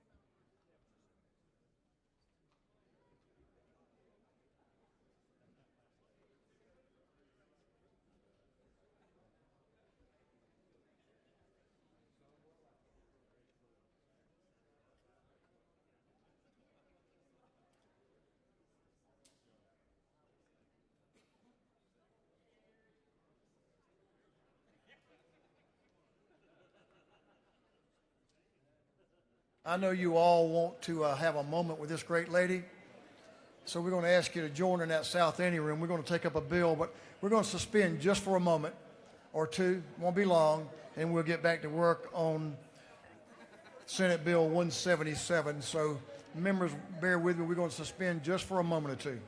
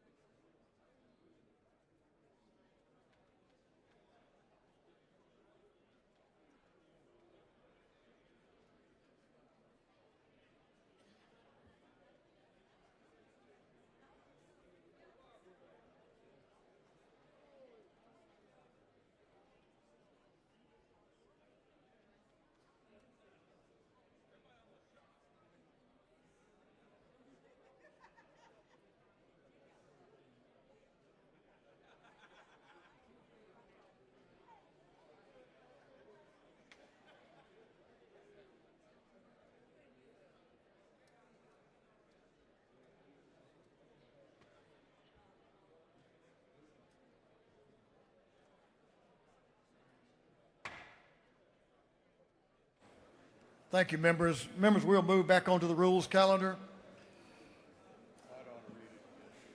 Let's, to ensure everyone knows where we are and which bill we're on, I'm going to ask the clerk to read the caption to Senate Bill 177 again. Mr. Clerk. Senate Bill 177 by Senator Ana Navarre, the 31st, and others, to be entitled an act to amend Chapter 5 of Title 21 of the Official Code of Georgia annotated relating to government transparency and campaign finance, so as to provide for transparency in foreign-funded political activities within the state. This bill amendment referred to the Committee on Technology, Infrastructure, Innovation. That committee recommends that this bill do pass by Rules Committee substitute.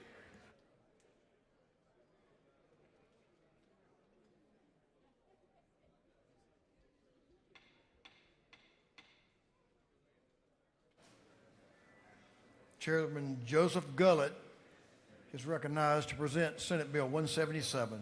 The gentleman is recognized. Thank you, Mr. Speaker.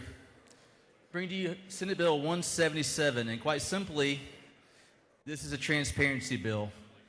It requires disclosure when political activity in Georgia is conducted on behalf of a hostile foreign government or entities under their control. Before explaining how this bill works, I want to be clear about what this legislation does not do. This bill does not prevent companies from doing business in Georgia. It does not regulate foreign investment. And it does not affect manufacturing, hiring, or job creation in our state. Georgia's economy is global. Companies from around the world invest here, build factories here, and employ thousands of Georgians. And for that, we welcome those jobs and that investment. This bill regulates political activity, not business activity, and that distinction is important. This bill applies to political activity connected to governments that are designated as foreign adversaries by the United States Secretary of Commerce. If a person or entity is acting on behalf or as an agent of a hostile foreign principal and engaging in political activity in Georgia, such as lobbying government officials or attempting to influence public policy, they must register with the State Ethics Commission and disclose that relationship. This is about transparency. That registration must occur within 10 days, and it simply provides basic disclosure information so policymakers and the public can understand who may be behind that advocacy. This bill also requires organizations engaged in political activity in Georgia to disclose if they have received a contribution or donation of money or other things of value from a hostile foreign principal within the previous 5 years. Importantly, this bill includes exemptions for industry and trade associations and other professional organizations, recognizing that legitimate business groups advocate on behalf of their members and should not be swept into a framework simply because one member company may have foreign ties. And again, to reiterate, this legislation does not prohibit advocacy. It does not restrict lawful business activity. It simply requires transparency when advocacy in Georgia may be conducted on behalf of a hostile foreign government or entities under their control. Transparency protects policymakers, transparency protects voters, and transparency ultimately strengthens public trust in our institutions. Members, this bill ensures that when political advocacy occurs in Georgia on behalf of hostile foreign governments, that relationship is disclosed so policymakers and the public can evaluate that advocacy with a full understanding of who may be behind it. Mr. Speaker, that's the bill, and I ask for your favorable consideration. Happy to answer a couple of questions. The gentleman has a couple of questions if he'll yield. I will. Representative Gisler, to your right, about halfway back, to your right. Thank you, Mr. Speaker. Does the gentleman yield? I do. I appreciate the bill. I appreciate what it's attempting to do. It's a problem that needs to be resolved. My concern is in the definition of foreign-supported political organization. There's an exemption for organizations that are formed on or before January 1st, 1950, and I was curious about why that date and what the logic is behind that. Yep, so I assume that there's some organizations before that date that the world was different, and that's an exemption for them at that time. That was part of the bill that came over from the Senate. It's never changed or never changed from the bill and is still there today. Will you yield for one more question? Sure. A few years ago, there was a federal investigation that determined that there was funding from Russia that went to the NRA. Wouldn't this exemption exempt them from having to provide the reporting in this bill? I think it would exempt any organization that was formed before January 1st, 1950. So if they were formed before then, and I don't know that to be true or just true. How about that? Okay, thank you. Sure. Gentleman, yield for one more. I do. Representative Cameron, to your right, towards the back. The gentleman yield. I do to my friend. Isn't it true that I support this legislation? That's and true. Does the gentleman further yield? I do. Isn't it true that there's a corporation in my community, in my district, Roper, who's owned by General Electric, who is consequently owned by Haier, a Chinese concern? Yes, that's true. All right, and one other. Isn't it true that General Motors asked me to express a couple of things? First, they're concerned on how this is going to affect their plant management and other employees, and also they have some constitutionality questions. But I will be supporting the bill. I appreciate that. I would just say that all this does is require transparency. And so if you are owned or controlled by an entity that the United States considers a foreign adversary, all you need to do is go to the campaign, to the the ethics office, and file a disclosure saying that you're representing a country or a company that is either owned or controlled by a foreign adversary of the United States. Appreciate your comments. I appreciate And thank you for all the discussion on this bill that we've had. Thank you. Thank you, bet. Mr. Speaker. Gentleman has no further questions. I ask for your favorable consideration, and I yield the well. Gentleman has yielded the well. We have a number of folks who have signed up to speak for the bill. Then we have a minority report, and then we'll have the chair's time. There's 5 of you signed up that are opposed to the bill. You'll have up to 3 minutes each. That's 15 minutes to speak to the bill. And I'll ask if you will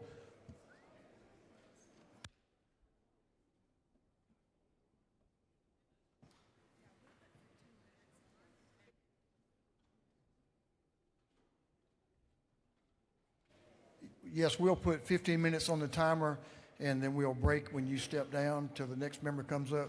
We'll start with Representative Draper, and then Representative Tran, you'll be on deck. The lady's recognized. All right. Thank you, Mr. Speaker. So I want to address 2 things today. Constitutional problems with SB 177 and a question of consistency that this chamber owes itself to confront. So on the issue of constitutional problems, the federal government already regulates federal agents through the Foreign Agents Registration Act, FARA, which is administered by the Department of Justice. FARA has governed the disclosure of foreign influence in American political activity since 1938. It is a comprehensive federal scheme covering agents of foreign principals, their political activities, their funding relationships, and their disclosure obligations. When a state enacts legislation in a field that Congress has occupied, the Supremacy Clause of the United States Constitution requires that federal law prevail where the two conflict. SB 177 creates registration and disclosure requirements that overlap substantially with FARA, covering the same actors, the same categories of conduct, the same financial relationships, but applies different standards, different definitions, different deadlines, and different penalties. An organization that is compliant with federal FARA requirements may nonetheless find itself out of compliance with SB 177 and vice versa. That conflict is not hypothetical. It is built into the bill's structure. Federal preemption litigation is a foreseeable consequence of enacting this bill, and Georgia taxpayers will bear the cost of defending it. The preemption problem is compounded by a structural incoherence that this chamber should not overlook. The bill cannot even define its own scope without deferring to federal authority. It incorporates the Secretary of Commerce's foreign adversary designation list by reference.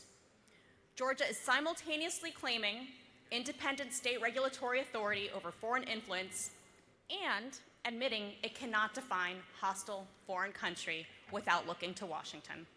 That contradiction does not just invite preemption litigation, it proves the preemption point. There is an additional constitutional dimension here that I do want to name directly because it speaks to a principle that members on the other side of the aisle like to invoke frequently. The regulation of foreign affairs and foreign agents is, under the Constitution, primarily a federal function. The conduct of foreign relations, the designation of foreign adversaries, and the regulation of foreign influence in American political life are areas where the federal government holds primary authority. When Georgia delegates the designation of hostile foreign countries to the U.S. Secretary of Commerce, effectively incorporating a federal regulatory list that does not control, and creates its own registration regime for agents of those countries, it is stepping into a domain that the Constitution reserves principally to the federal government. I raise this not because I disagree that the countries currently on that federal list pose foreign influence risks. I raise it rather because this chamber regularly hears arguments about the importance of limiting federal overreach into state authority. The 10th Amendment is invoked here with some frequency to argue that states should be left to govern their own affairs. Well, that principle cuts in both directions. When states attempt to regulate foreign affairs, an area the Constitution assigns to the national government, they invite exactly the kind of federal preemption they claim to resist in other contexts. You cannot simultaneously agree that the federal government should stay out of the state business and that Georgia should be in the business of designating foreign adversaries and regulating their agents. Now, let me address the consistency problem. The sponsors of this bill have asked us to take seriously the threat of foreign-funded political activity in Georgia. I do take it seriously. What I cannot do is accept the premise that this concern is being applied consistently. Not when the political party presenting this bill has a documented record of tolerating, enabling, and in some cases, directly profiting from precisely the kind of foreign financial entanglement that this bill claims to target. Consider the record on China specifically, one of the 4 countries this bill doesn't have. While members of the party sponsoring this bill have loudly invoked the threat of Chinese influence in American institutions, Jared Kushner's firm secured approximately $400 million in financing from Chinese state-linked investors for a Manhattan skyscraper project during and after his time as senior White House advisor. Ivanka Trump received Chinese trademark approvals, including for voting machines and construction materials, during the same period her father was engaged in active trade negotiations with Beijing. These are not opposition research talking points. They are documented transactions that occurred while the administration was simultaneously asking the American public to be alarmed about Chinese influence in our institutions. The pattern extends to the broader question of foreign financial relationships and political accountability. The Trump Organization maintained active licensing and branding agreements with foreign government-linked partners and throughout both terms in office, in potential violation of the Emoluments Clause, a constitutional provision specifically designed to prevent foreign governments from gaining financial leverage over American office holders. Legal challenges to those arrangements were ultimately dismissed on procedural grounds, not on the merits, but the underlying conduct, an American president retaining financial relationships with foreign entities while setting foreign policy towards those same countries, is exactly what a serious foreign influence transparency law would be designed to protect. The party sponsoring SB 177 spent years arguing that those arrangements raised no legitimate concern. The selective architecture is not merely an interference from political context.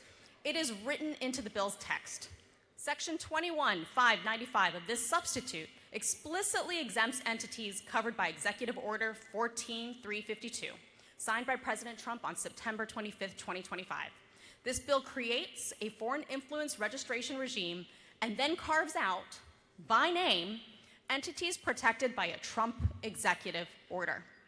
A Georgia nonprofit that received a small international grant 5 years ago must register quarterly under a penalty of $200,000 per violation. An entity shielded by this president's executive order does not. The sponsors have written their political preferences directly into the exemptions, and this chamber should call that out for what it is. That's not a minor inconsistency, it is a fundamental one.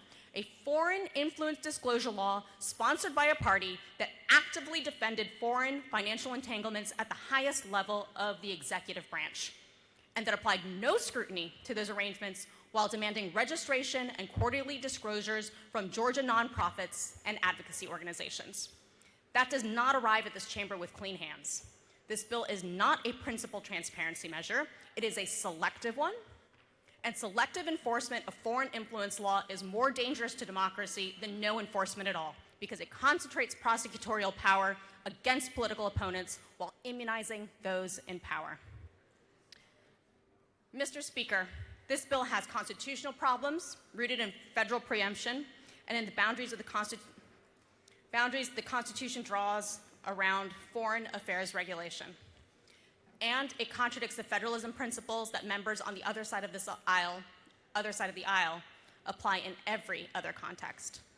And it is being offered by a political party whose record on foreign influence accountability makes the stated justification for this bill impossible to accept at face value. Genuine transparency in foreign-funded political activity is worth legislating. This bill does not achieve that. It creates selective, constitutionally vulnerable enforcement tools and asks this chamber to trust that they will be applied fairly by the same political movement that spent years insisting that far more direct and documented foreign financial relationships required no scrutiny at all.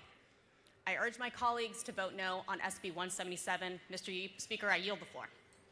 The lady has yielded the well. The chair recognizes Representative Tran to speak to the bill. There are about 6 minutes left. Thank you, Madam Speaker. Members of the chamber, I rise today to speak against Senate Bill 177. I want to focus on something that is of serious concern, and that is the economic consequences this bill will create for the state of Georgia. Georgia is one of the most globally connected economies in the Southeast. Our farmers export agricultural products across the world. Our manufacturers depend on international supply chains. In the Port of Savannah, one of the busiest container ports in the United States, moves billions of dollars in goods through our state each year. International trade is not a side issue for Georgia. It is a central pillar of our growing economy. The concern about foreign influence is a legitimate one. But the problem with SB 177 is that it uses an extremely broad definition of what constitutes a foreign-supported political organization. Under this bill, any organization that receives something of value from an entity connected to a designated hostile country within the past 5 years and then engages in political activity could be required to register with the state, file quarterly disclosures, and face civil penalties of up to $200,000 per violation. Now think about how wide that net really is. A Georgia company that has a supply agreement, a research partnership, or even a licensing agreement with an entity that has ties to a foreign government could potentially fall into this category. If that same company later comes to the Capitol to testify on a regulatory issue, participate in the rulemaking process, or advocate for legislation affecting its industry, it may suddenly be treated as a foreign-supported political organization. That is a massive loophole and an enormous regulatory burden. Instead of targeting foreign governments that may want to influence our politics, this bill risks sweeping in Georgia-based businesses that are simply participating in the global economy. And here's the reality. Those foreign governments, those foreign enemy governments, they're not the ones that are going to be filling out the paperwork with the State Ethics Commission. They will not be the ones paying the compliance costs. they will not be the ones who face the civil penalties. It will be Georgia businesses. Senate Bill 177 also risks damaging our ability to attract international investment. For decades, Georgia has built a reputation as a stable and predictable place to do business. Companies from around the world invest here because they know Georgia welcomes innovation, trade, and collaboration. When a company's legal team looks at a law like this and sees the mandatory registration, public disclosure requirements, and the risk of major penalties simply for engaging in policy discussions, some of those companies are going to think twice about relocating to Georgia. And we should not ignore the impact on our universities. Institutions like the University of Georgia, Georgia Tech, and Emory are deeply involved in international research partnerships that bring talent, grants, and innovation to our state. Under the broad definitions in this bill, those institutions could face significant compliance burdens simply for maintaining research collaborations and then speaking to policymakers about education or funding. Mr. Speaker, the biggest flaw in SB 177 is this. It creates heavy compliance costs for legitimate Georgia businesses, universities, and organizations, while doing very little to stop the enemy foreign actors it claims to target. If we truly want to address foreign influence, we should do so with precision and clarity, not with a policy that risks harming Georgia's economy and discouraging international investment. For the sake of Georgia's business, our universities, and our role in the global economy, I urge you all to vote no to Senate Bill 177. And with that, I yield the well. Gentleman has yielded the well. The chair recognizes Representative Adenia to speak to the bill. There's 1 minute left. Do you want to wait? He waves. That concludes the time allotted for the opposition. Is there any objection to the previous question being ordered? The chair hears none. The previous question is ordered. We do have a minority report, and the chair recognizes Whip Park to speak to the minority report. Thank you, Madam Speaker. Due to the limited amount of time that we have provided for debate, I'll be recognizing my comments, or I'll be yielding a portion of my time to my comments so that they have an opportunity to speak, given that the people deserve for this to be an open public debate. So to begin with, I'd like to yield the beginning portion of my time to Representative Shagan Adenia.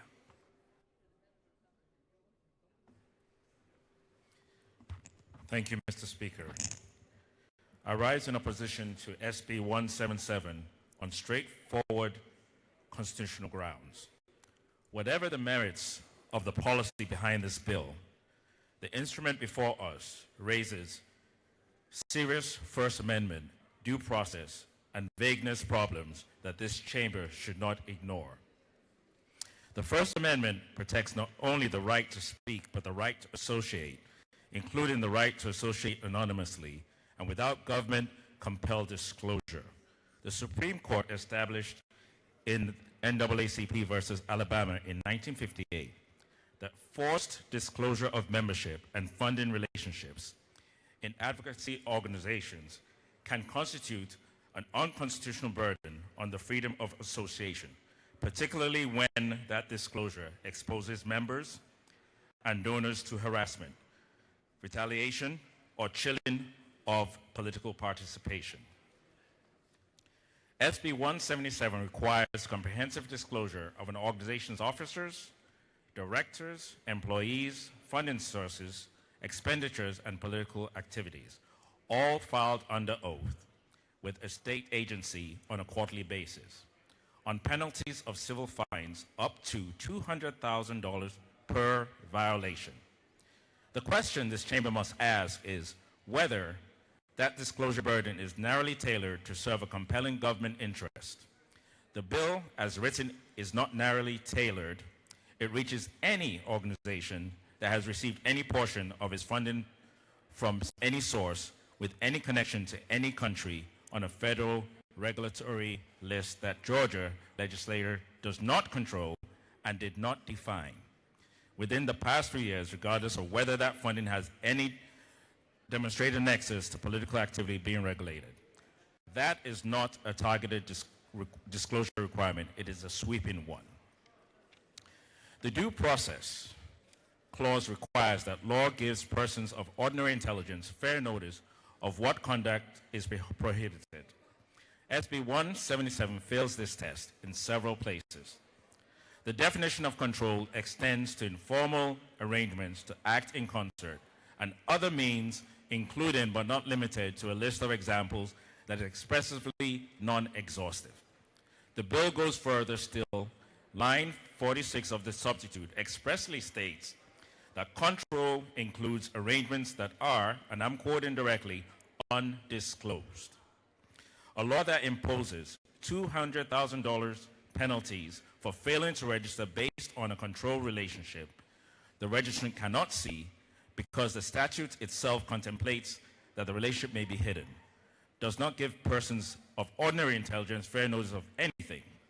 It gives them no notice at all. The definition of agent of a hostile foreign principal covers anyone whose actions are financed in whole or in part by a hostile foreign principal without any minimum threshold, without any requirement that the financing be directed towards the regulated political activity, and without any guidance on what level of indirect connection triggers coverage. An organization that receives a grant from a foundation that itself received a contribution from a corporation with partial Chinese state ownership may not know, and may have no reasonable way to know that it falls within the bill's scope. Yet it faces civil penalties of up to $200,000 per violation for failing to register. A law that imposes substantial penalties for conduct that a reasonable person cannot reliably identify as prohibited does not survive constitutional scrutiny. Finally, the bill's narrow exemptions raise equal protection questions. Industry and trade associations are exempt. Membership organizations before 1950 are exempt. I pause there because it makes me understand what did we look like in 1950 in this chamber. The universe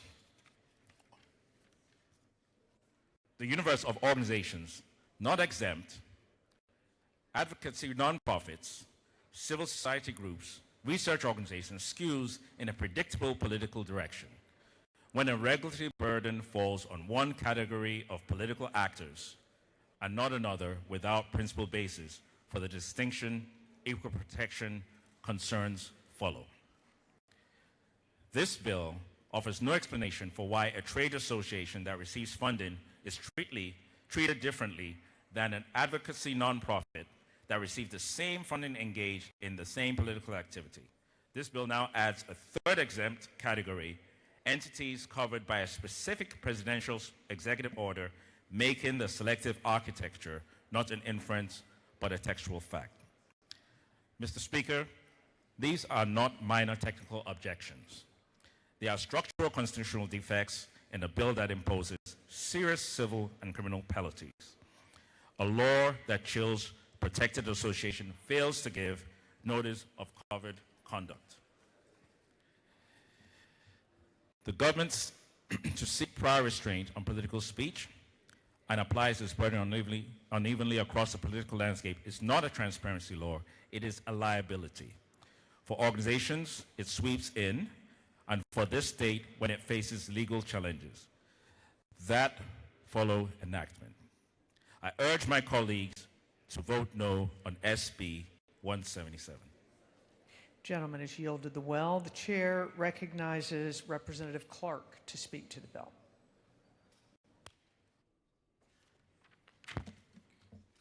Thank you, Madam Speaker.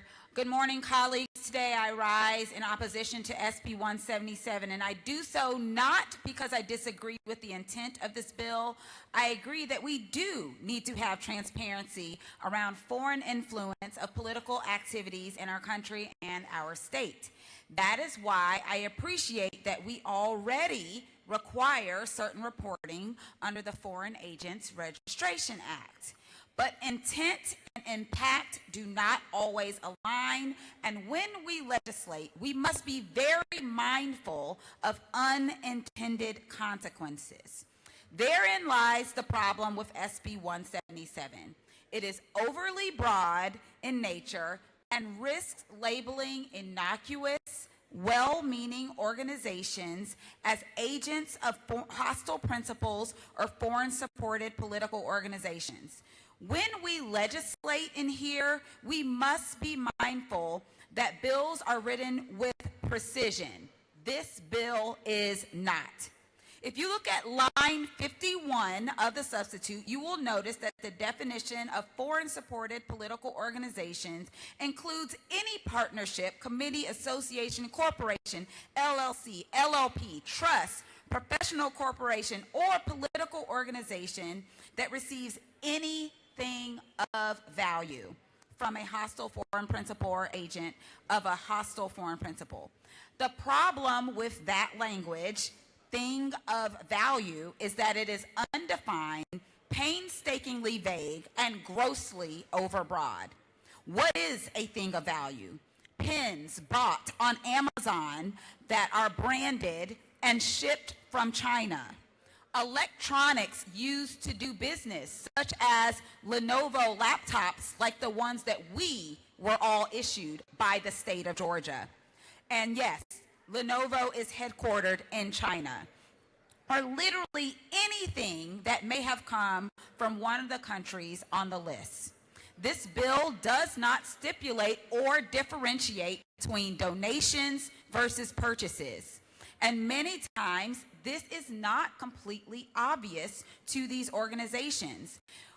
Most of the time, when you order something off of Amazon, you just order, you put your address in there, and it gets shipped to you. You are not necessarily looking at the specific company that Amazon is shipping that from.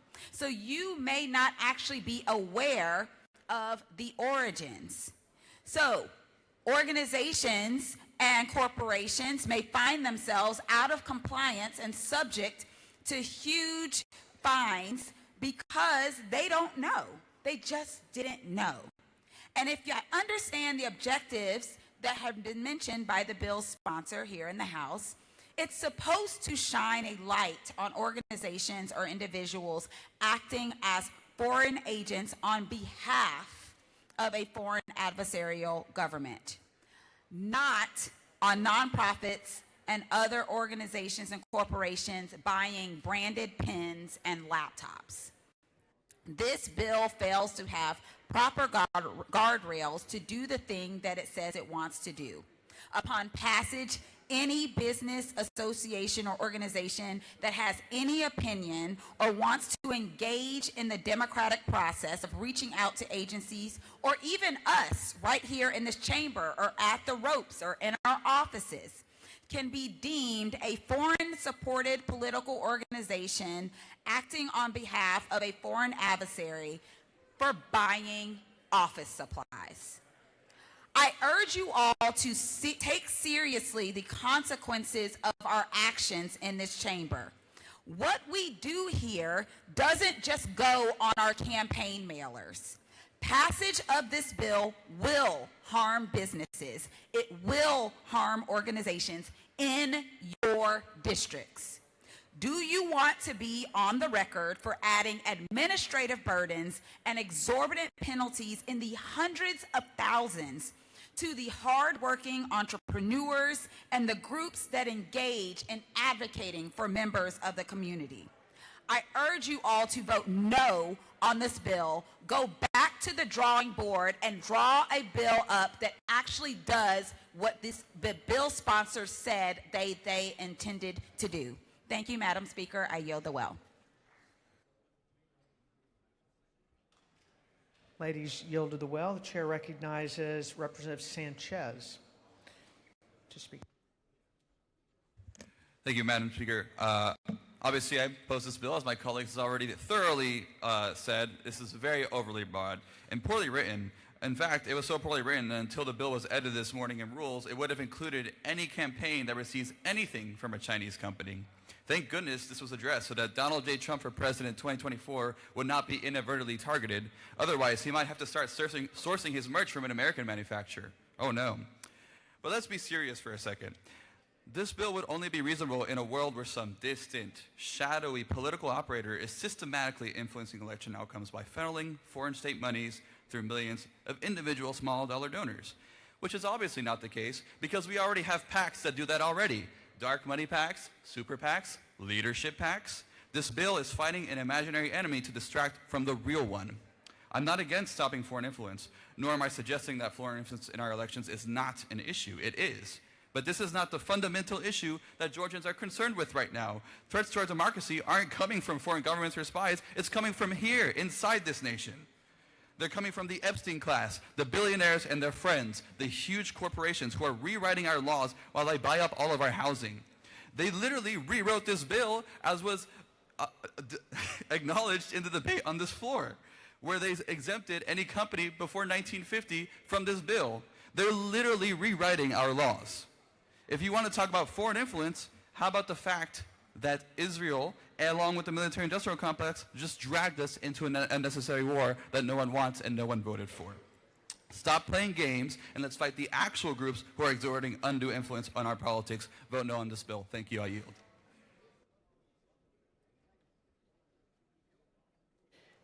Gentleman has yielded well, and Chair recognizes Whip Park for the final remarks on the Whip report. Thank you, Madam Speaker, and thank you for allowing members to speak in opposition to the bill as well. So to take us back specifically to the provisions of SB 177, this bill is asking us to create a state-level foreign influence registry. Myself and my colleagues are primarily concerned about three aspects of the bill that I won't rehash, but I will just highlight for everyone. First, this bill's definitions are broad enough to ensnare legitimate civil society organizations, advocacy groups, and nonprofits that receive any funding, direct or indirect, from sources connected to the countries designated as hostile foreign adversaries by the U.S. Secretary of Commerce, a list this legislature does not control and that can expand or contract by federal executive action without any further action by this body, regardless of whether that funding has any relationship to the political activities being regulated.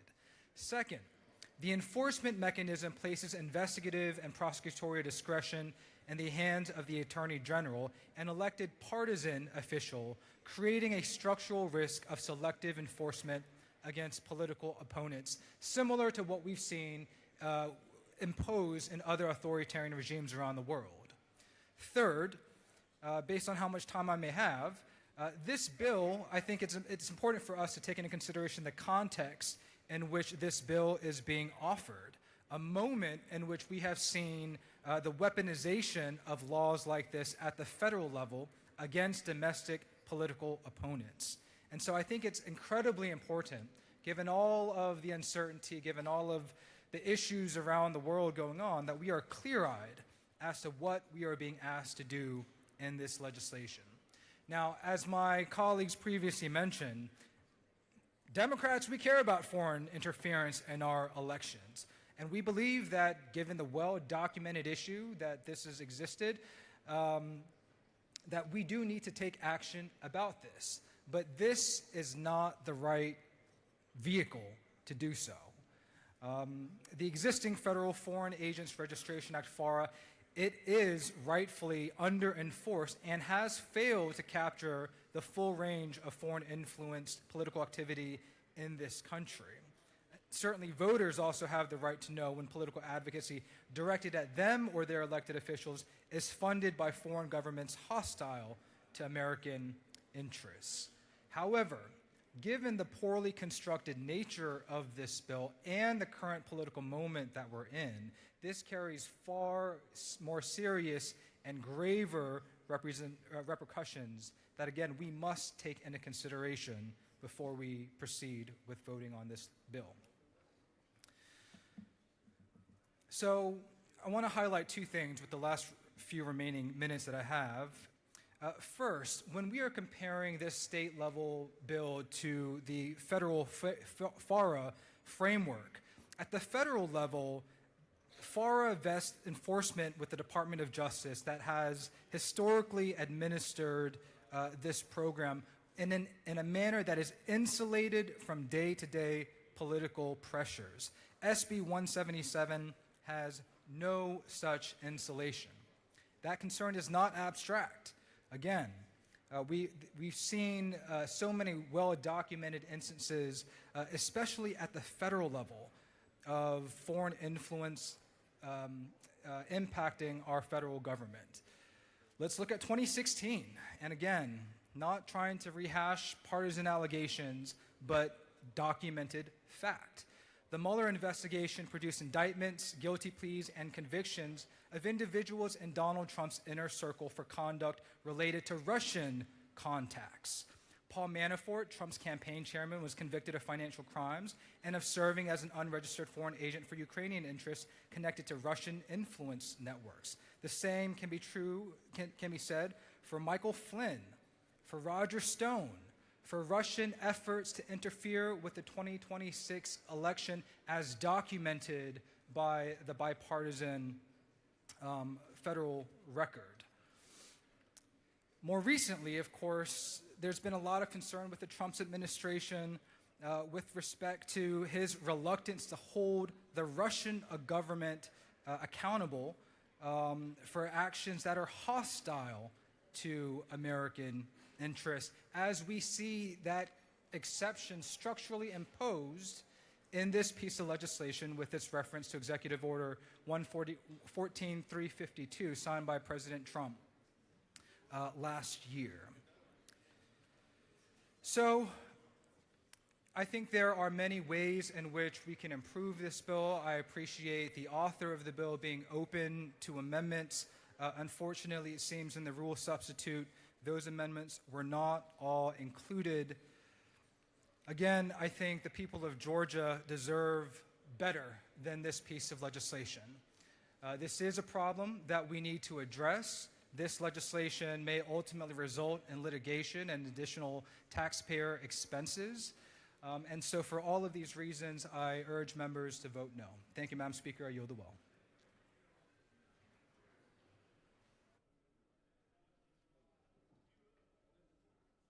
Gentleman has yielded the well. The chair recognizes Chairman Jones for the chairman's time.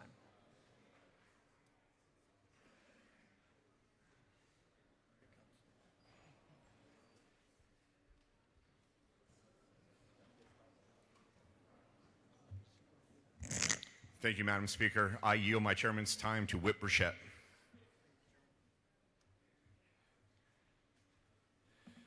Thank you, Madam Chair. I feel like I'm doing the same thing over and over again up here. But colleagues, I come before you to speak in favor of our bill here, Senate Bill 177. First off, let me tell you what the bill does and what the bill does not do. The bill requires registration. It requires registration of those who are deemed to be foreign adversaries of the United States of America. And those people are the People's Republic of China, the Russian Federation, the Islamic Republic of Iran, the Democratic People's Republic of Korea, the Republic of Cuba, and the Venezuelan politician Nicolas Maduro.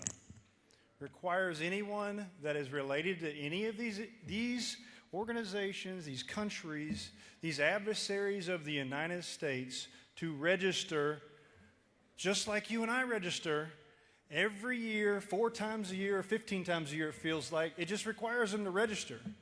And I've heard my colleagues come up here and basically read from another bill, apparently. They're reading from another bill entirely. Because let me tell you who does not allow, prohibits contribution to expenditures to candidates or election ballot measures. Let me tell you what states do it. California, done for a long time, been upheld multiple times. Colorado, Hawaii, New York. All of these are Democratic-led states that prohibit any foreign national whatsoever, if you are not a citizen of the United States in those states, you cannot give any money to anyone that is running for election, or you could not spend money on any ballot measures. And the argument up here from our colleagues on the left is that, well, for whatever reason, this measure, Senate Bill 177, is going to be struck down because it's overly broad, and there's a constitutional protection here. Speak to me about the constitutional protection. What constitutional protection do we owe a foreign adversary? You're telling me a foreign adversary has a constitutionally protected right to not have to register in the state of Georgia if they're spending money in elections? That is not only crazy, it is preposterous. It's not even of this world. These are just completely made up things. There is no constitutional protection for a foreign adversary in the United States of America whatsoever. I think every lawyer in this chamber knows that or should know that. I've also heard up here that, well, this is going to be another measure that the Fed's already regulated and we don't have to regulate it. Well, that is also a complete and total fallacy. FARA does not regulate state referendums whatsoever, none anywhere. So that was just a blatant disregard for what the truth is. In more than one state, Ohio most recently, the federal courts have upheld, the federal appeals court just upheld Ohio's provision that does not allow foreign nations to finance campaigns. It was just upheld. So to come in here and say that you can't do it and it's going to be struck down, again, another untruth, completely untruthful. And if it is challenged, do you recall last year, folks? I stood up here in this well. We had a conversation about, it was not last year, it was the year before last. It was Senate Bill 420. My colleagues on the left came up to this well and said, well, this is going to be struck down. This is the foreign ownership of lands. This is going to be struck down. This is discriminatory, and this is going to be struck down. Well, here we are again, 2026. That law is enforced, not enjoined. We're rocking right along, and it hasn't been struck down anywhere. So the sky is not falling. Nonetheless, my colleagues from the left come to the well, and they give political speeches. I understand. We're in the campaign season. I understand. Many of you have a primary, and I understand you have to look like you're defending everybody, even when it means you're defending people that are at war with the United States and who have been deemed by the Biden administration to be adversaries of the United States. So you all are coming to this well telling me that it's, for whatever reason, we have to protect these folks? We have to protect foreign adversaries? I mean, in what world do we live where we can't see who's spending money in our elections? Do you want to know if the Republic of Iran is putting money in your campaign? I know every one of my colleagues do. Maybe my colleagues on the left do not want that. You don't want to know where the money's coming from. Or maybe it's worse. Maybe you do know where the money's coming from and you don't want light shed on it. That, I hope, is not the case. I don't believe it is, but it is very hard for me to understand where the arguments are coming from when the only thing we're doing is requiring anybody that has any financial interest from a foreign adversary to register, disclose. What's the problem with that? What's the problem with that? There is no problem with that. This is just another Monday where we're coming in here fantasizing about things that aren't accurate, and we're just making political speeches from this well. I challenge the members of both parties of this chamber to come to this right here, pass good policy for the state of Georgia and citizens of the state of Georgia who need help with affordability, who need help with health care, and who need help on everyday measures that we're here to work on and we have worked on. But every time we come to the well to pass a bill, there's something wrong. We either didn't go far enough or we didn't do something right. I mean, we voted on 2 income tax cuts and 2 property tax cuts, and the minority party comes to this well and says, you know what, that's just for rich people. I know I've said it before, but I don't think I have to explain to anybody in this chamber how percentages work. Percentages work for $100,000 just like they do for $1 million. This is a serious place, folks. This is not a place for political speeches. This is not a place to come. This is not where you get reelected. You get reelected at the door in your district. You get reelected going to the meetings and doing everything that we all do back home. This is not a place for political speeches. This is a place for policy. Leave the politics outside the door. Let's bring good policy here. With that, Mr. Speaker, I yield the rest of my time to Chairman Gullett. Chair recognizes Chairman Gullett to speak to the bill. Well, I'm sorry this bill has interrupted lunch a little bit, but it's important. Transparency is important. Let's talk a little bit about Supremacy Clause. It does not prevent states from requiring transparency in political activity. The Supremacy Clause prevents states from contradicting federal laws, not from acting in areas where states traditionally regulate. Lobbying registration, we regulate that. Campaign finance, we regulate that. Ethics reporting, we regulate that.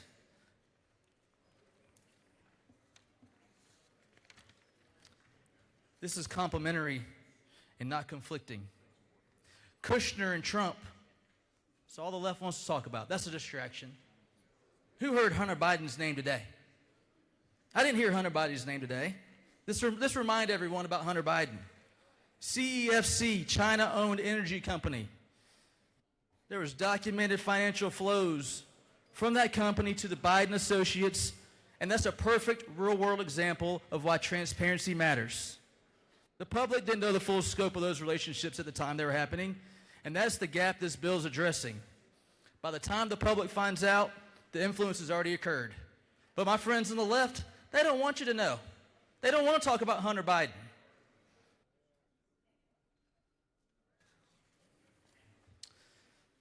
If any American political actor, I'm going to go on record here, any American political actor, Republican, Democrat, a Trump ally, a Biden associate or son, is operating as an agent of a hostile foreign government, they should have to register. That's exactly what this bill does. The question isn't whether you trust Republicans or Democrats. The question is whether do you trust foreign adversaries. I do not. My friends on the left do, apparently. And let's talk about the true, most it blows my mind. The people most resistant to this are the ones who spent 4 years, probably longer, they're talking about today, 4 years screaming about Russian interference. And yet they won't vote for a mechanism that would actually require disclosure and transparency. Only here in the state capitol can you get that kind of absurdity happening. This bill doesn't protect one party, it protects Georgia. And anyone who votes against this owes their constituents a very clear explanation of why foreign-funded political activity should stay hidden. With that, I urge your favorable consideration. I yield the well.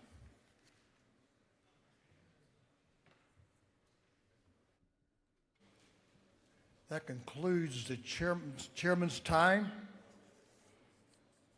We've heard from the minority report and chairman's time, and we'll move on. Is there any objection to withdrawing the committee substitute? Hearing none, the committee substitute is withdrawn. Is there any objection to adopting the substitute offered by the Committee on Rules? Hearing none, the Rules Committee substitute is adopted. Is there any objection to agreeing to the report of the committee, which was favorable to the passage of the bill? Hearing none, the report of the committee is agreed to.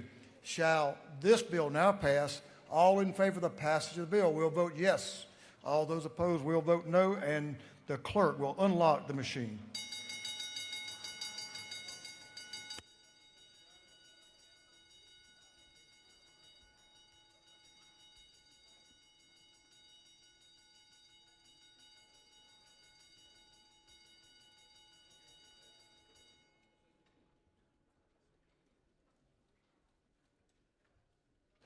Have all members voted? For what purposes, Representative Ramon rise? Parliamentary inquiry. State your inquiry. Thank Thank you, Mr. Speaker. Is it not true that due to the definitions we have, particularly on line 28 to 30, but also in addition, other lines within this bill, this could potentially now flag employees of these companies under this bill? Like Georgians who work for these companies? I'm sure the lady has her interpretation language in the bill. Can I do one more, please? One more. Thank you.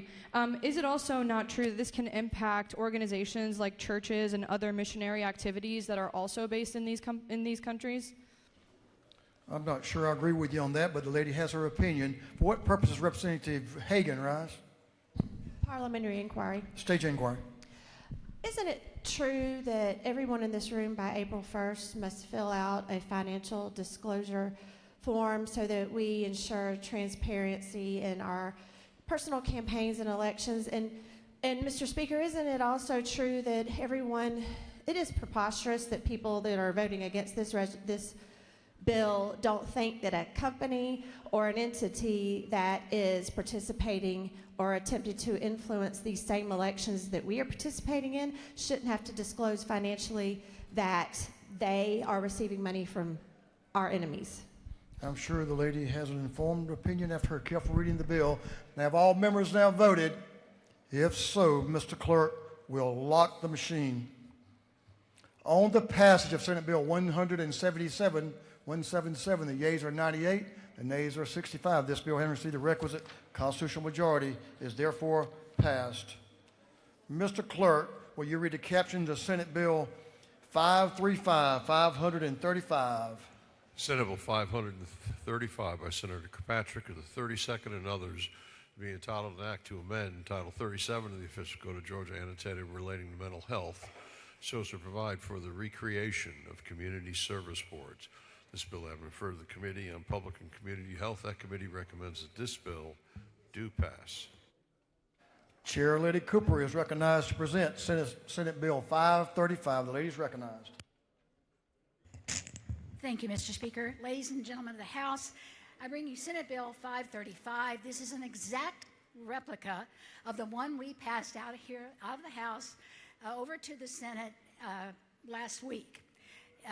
It is about the community service boards that across our state and bringing about some unanimity and conformity to them where that we make sure that people with mental illness are getting at least the same basic services regardless of whether you live in the rural area, the South, or in the North Georgia mountains.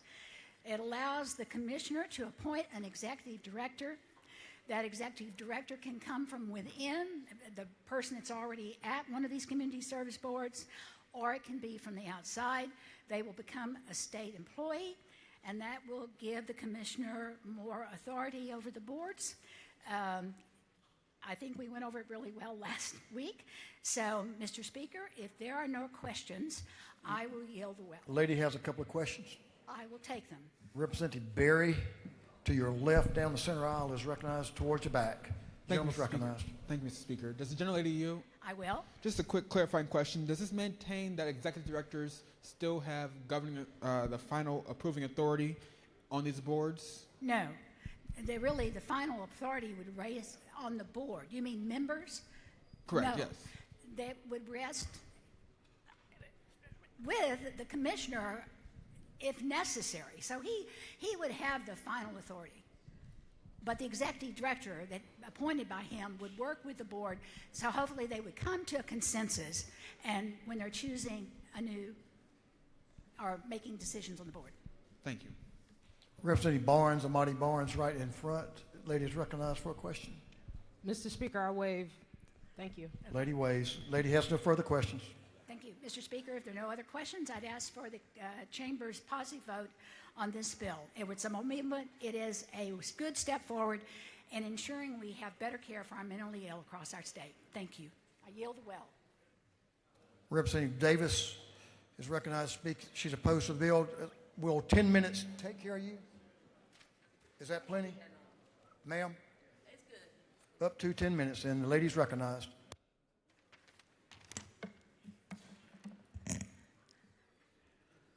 Colleagues, I need to tell you about my concern and it's a devil in the details.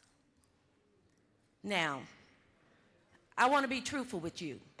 When it comes to telling the devil in the details, a lot of times people don't look for the devil in the details. What am I talking about? You have 159 counties.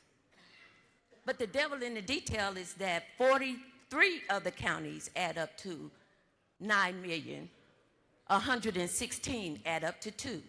That is a devil in the details. When it comes to these community service boards, if your population is over 400,000, about 300,000, then you're talking about diluting your power for local control.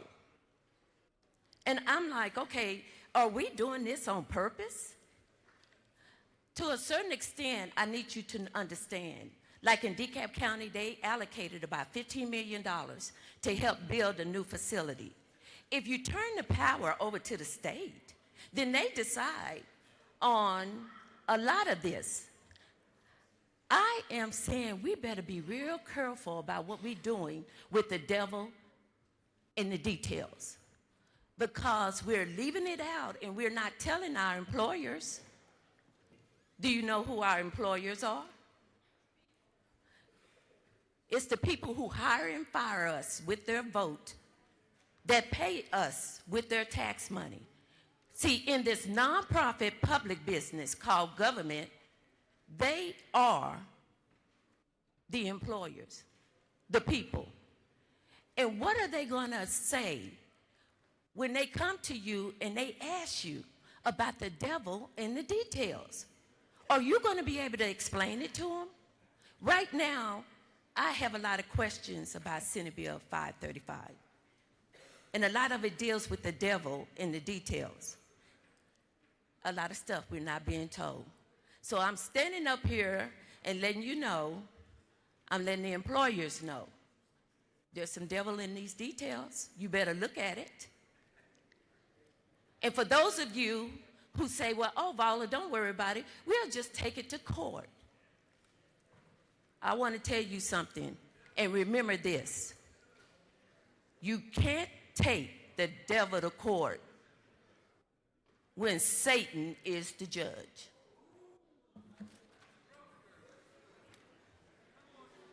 Ladies, yield to the well.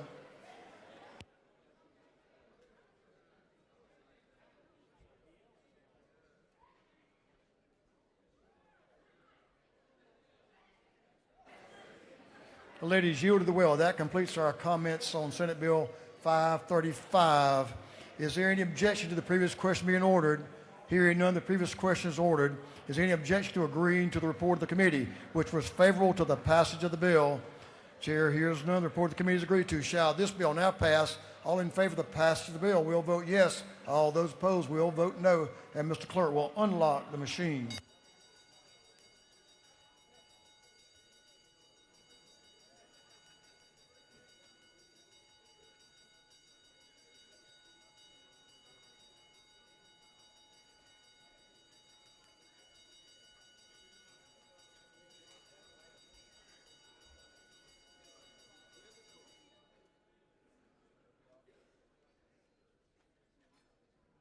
Have all members voted? All members voted? If so, Mr. Clerk will lock the machine. On the passage of Senate Bill 535, the yeas are 130, the nays are 31. This bill, having received the requisite constitutional majority, is therefore passed. For what purposes Representative Allen Powell rise? Make a motion. State your motion, sir. I request that SB 89 be moved from Ways and Means to Regulated Industries, and both chairmen are in agreement. Mr. Clerk will read the caption, please. Senate Bill 89 by Senator Strickland of the 42nd and others to be titled an act to amend Chapter 7 of Title 4080 of the Official Code of Georgia annotated related to income taxes so as to increase the amount of a tax credit based on the federal tax credit for certain child and dependent care. On the gentleman's motion, that SB 89 be withdrawn from the Ways and Means Committee and recommitted to the Regulated Industries Committee. Is there objection? Hearing none, is so ordered. Mr. Clerk, will you read the caption to a group of privileged resolutions?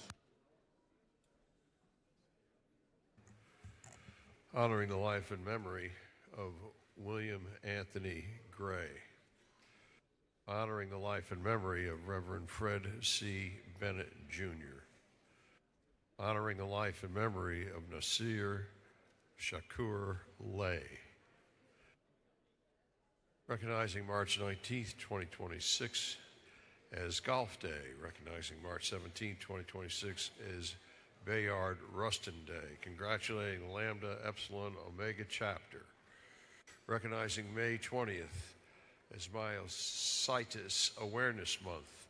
Recognizing March 26, 2026 as Clayton County Day. Congratulating Ryan Dobbs on his recent promotion to Deputy Chief of the Haralson County Fire Department. Commending Monique Wilson. Recognizing and commending Pastor Robert E. Knight on the occasion of his pastoral retirement. Commending Corporal Daniel Baldino and Corporal Dylan Warren. Recognizing, commending Morningside Presbyterian Church on the occasion of its 100th anniversary. Recognizing, commending Pastor Raymond Cochran upon his retirement. Recognizing, commending the Andrew Young School of Policy Studies at Georgia State University on the occasion of its 30th anniversary.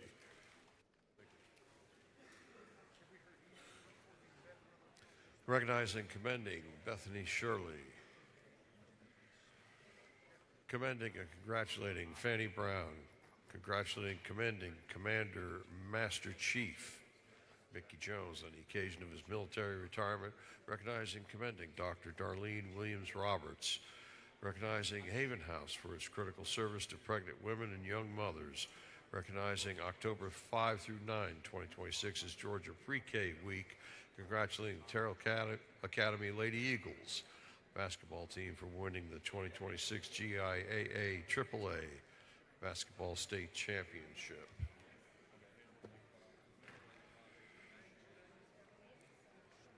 Congratulating the Meadow Creek High School boys basketball team for winning the GHSA Class 6A Region 7 Basketball Championship. Commending the outstanding achievements of the National Beta Club and National Elementary Honor Society students of Beauty P. Baldwin Elementary School. Recognizing, commending Old Mexican Foods. Commending Cheryl Terrell, J.W. Dobbs Elementary Schools 2025-2026 Teacher of the Year. Recognizing March 16, 2026 as Sigma Gamma Rho Sorority Day on the Hill. Recognizing, commending Tonya Armstrong for her outstanding leadership in agriculture. Honoring perinatal responders in the state of Georgia. Commending Atlanta International Fashion Week on its 19th year. Celebrating the birth of Fallon Georgiana Eck. Recognizing, commending Gwinnett County Public Schools. Recognizing April 11 through 17, 2026 as Black Maternal Health Week. And commending and congratulating the Georgia School of Orthodontics upon its 10th anniversary. And for other purposes, that completes the reading of the privileged resolutions. Thank you, Mr. Clerk. Is there any objection to adopting the privileged resolutions? Hearing none, and the resolutions are adopted. We'll move on to announcements. Excuse me. I was skipping one. Afternoon orders. Afternoon orders. Representative Ali.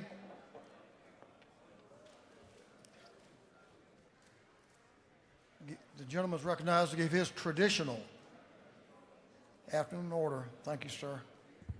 Thank you, Mr. Speaker. As part of the tradition, on the screen is a foster child named Clifton. He is a bright kid, doing extremely well in school. He loves to interact with others and is looking for a home to be adopted into. We can make that adoption possible at itsmyturnnow.dhs.georgia.gov. Mr. Speaker, I would also want to mention that KSU's men's basketball team is headed to March Madness after winning the Conference USA Tournament Championship. Just wanted to highlight that real quick and say hooty hoo, go Owls. Thank you, Mr. Speaker. I yield the Go KSU. All right. Maybe they'll win it all. March Madness. No doubt. Thank you, Representative Ali. Representative Moore. Y'all, please give Representative Angela Moore your attention in the well, please. Thank you, Mr. Speaker. Today is March 16th. Ooh, it's loud. And it is my legislative anniversary. I thank all the people from House District 91 for believing in me and interacting and loving me. And I invite all my colleagues and everyone in the chamber to the galley in here, into the anteroom for a slice of cake. It does have nuts in it, so if you can't do nuts, let's do it again another day. Thank you. Happy birthday, House District 91. Absolutely. Thank you for doing that. We appreciate you always looking out for us when it comes to that, getting something sweet to eat. Chairman Petrie. Big day in Savannah tomorrow. Big day for the Irish all over. Thank you, Mr. Speaker. A big day indeed. Tomorrow is St. Patrick's Day. I thought what I would do today is to tell you all a little bit. Gentlemen will suspend. A lot of fun on St. Patrick's Day. This is pretty serious, is serious about the history. Thank you, Mr. Speaker. Indeed, we celebrate St. Patrick's Day, and it's a big festival in Savannah. But I'll tell you, a lot of people aren't familiar with the real story of St. Patrick, and so I thought I'd share that with you today. One of our most revered saints all across the world. And what a lot of people don't know is that St. Patrick was not Irish. He was a Roman Briton Christian. And as a child, actually at 16, he was kidnapped on the coast of Britain. He was beaten and enslaved by Irish pagans and taken to Ireland, where he was sold to a Druid chief and forced into slavery as a shepherd on a mountain called Mount Slimish in northern Ireland. And he worked there for 6 years. And the only thing that comforted him was daily prayer. And he prayed, and he became a more and more fervent Christian during that time. And he gradually had a dream, and the dream was that there was a boat awaiting for him to flee back to Britain. It was 200 miles away. He made that trek. He made it home. And after a couple of years, he had a vision from God that he should join the priesthood. He did that. And after joining the priesthood, Mr. Speaker, he had a vision that he must return to the pagan Irish to save them and to bring them to a knowledge of Jesus Christ. He did just that. When he left, he said, "I go not as a slave now, but to serve." He went back, and famously, Ireland was Christianized by St. Patrick. The Anglo-Saxons, the Picts, all Christianized. My friends, the story of St. Patrick is a story of love and forgiveness for a man who was slave but loved those people and went back to bring them to a saving knowledge of Jesus Christ. We celebrate his date of his death, March 17th. He actually died around AD 461, and we celebrate St. Patrick's Day in his honor. Thank you, Mr. Speaker. That is the real St. Patrick that we celebrate. Thank you.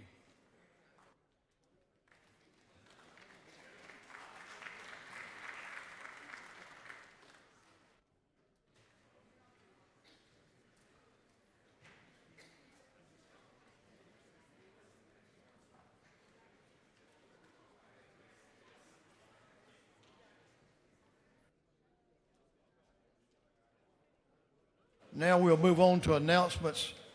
I'm going to share something with y'all first. We've been very fortunate and blessed that we haven't had any severe weather across our state with tornadoes so far today, but there is an advisory still in place down in South Georgia. And I looked at the map just a few minutes ago, and it's kind of in that area from the Helene went through, from southwest over southeast up to the Augusta area. So we need to keep our fingers crossed and say a prayer for our friends and neighbors and families down in that part of the state. That's in effect until 2 p.m. You need to monitor GEMA If you want to keep up exactly what's happening, what's going on, you can monitor the GMA network and we can see what's happening there.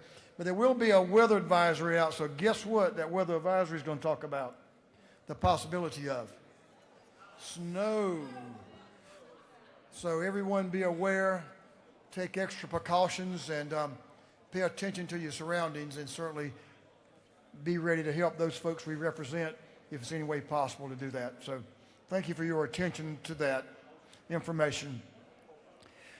Chairman Green. Chairman Hawkins is on deck. Ready for some announcements. The gentleman's recognized. Thank you, Mr. Speaker. The State Properties Committee will meet tomorrow at 1:20 in front of the new Legislative Office Building. And those individuals not on the committee that missed the last time that they did a tour of the building will be invited to join us, but please let us know because they need to get as many hard hats as they possibly can for you. And also, you've been asking about your chairs. They are making a decision about buying our old chairs in the next couple of weeks before we leave, I think. Thank you, Mr. Speaker.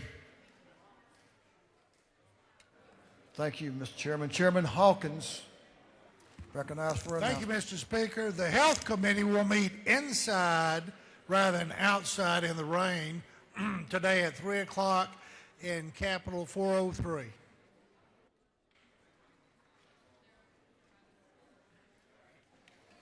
Chairman Guthrie. Thank you, Mr. Speaker. House Judiciary will meet at 1:30 in room 132. I think we have about 3 bills to deal with. And also, if you are interested in signing on the creation of the Georgia Legislative Golf Caucus, please come see me. Thank you. Chairman McDonald. Thank you, Mr. Speaker. The time has come. Friday is the last day that you can drop local legislation. So please make sure you get your forms filled out. If you're dropping local legislation, come by the office in 401 and meet with Michael or Graham. But this Friday is the last day for local legislation. Thank you, Mr. Speaker. Leader F. Stration, recognized for an announcement. Thank you, Mr. Speaker. There will be a committee chairman's lunch in room 403 upon adjournment. Room 403, committee chairman's lunch. Thank you.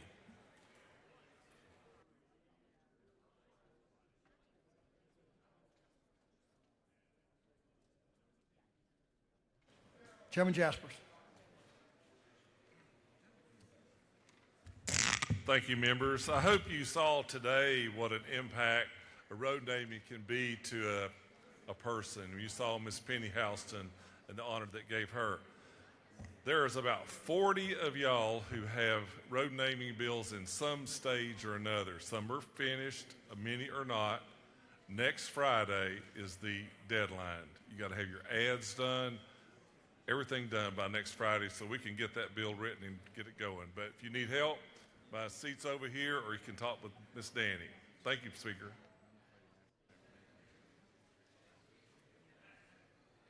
Ms. Goggins. The gentleman's recognized. Thank you, Mr. Speaker. Special rules will meet at 2 o'clock and 5:15. 5:15. Thank you.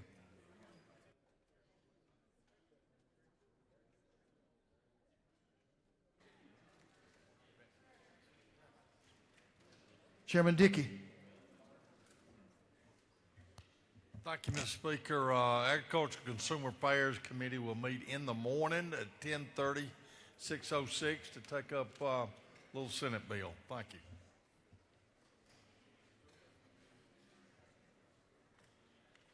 Chairman Anderson.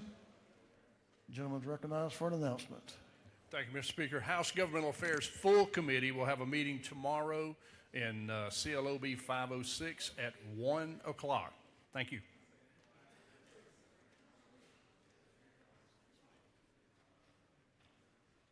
Chairman Chokas, recognized for an announcement. Thank you, Mr. Speaker. Tomorrow morning, 8 a.m., 506, Small Business Development. Be there. It's for our annual update on the real estate industry, both residential and commercial. So see y'all tomorrow morning, 8 a.m., 506. Thank you. Thank you, Mr. Speaker. Representative Vance Smith is recognized for an announcement. Thank you, Mr. Speaker. In the morning at 9 a.m., Natural Resources, we have two subcommittees. We're going to start at 9 a.m. and go from one subcommittee into the other one and then to the full committee. So all Natural Resources members, please be there at 9. Thank you, Mr. Speaker. In 606 CLOB. Thank you.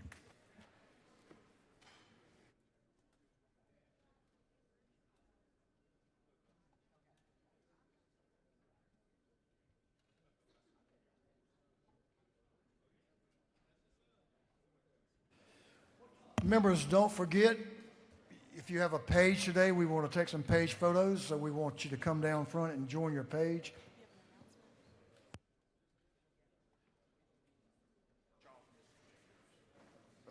Chairman Newton's recognized for an announcement. Thank you, Mr. Speaker. The Ways and Means Committee will meet upon adjournment in 406 for one brief bill we have to go over. 406 CLOB upon adjournment. Thank you, sir. Let's have one more announcement. That is, boy, that was pretty special, Chairman Newton. Chairman Newton, it's a special day tomorrow. Did you know that? St. Patrick's Day. You fell for that one, didn't you? It's Chairman Newton's birthday tomorrow. Let's wish the gentleman a happy birthday tomorrow.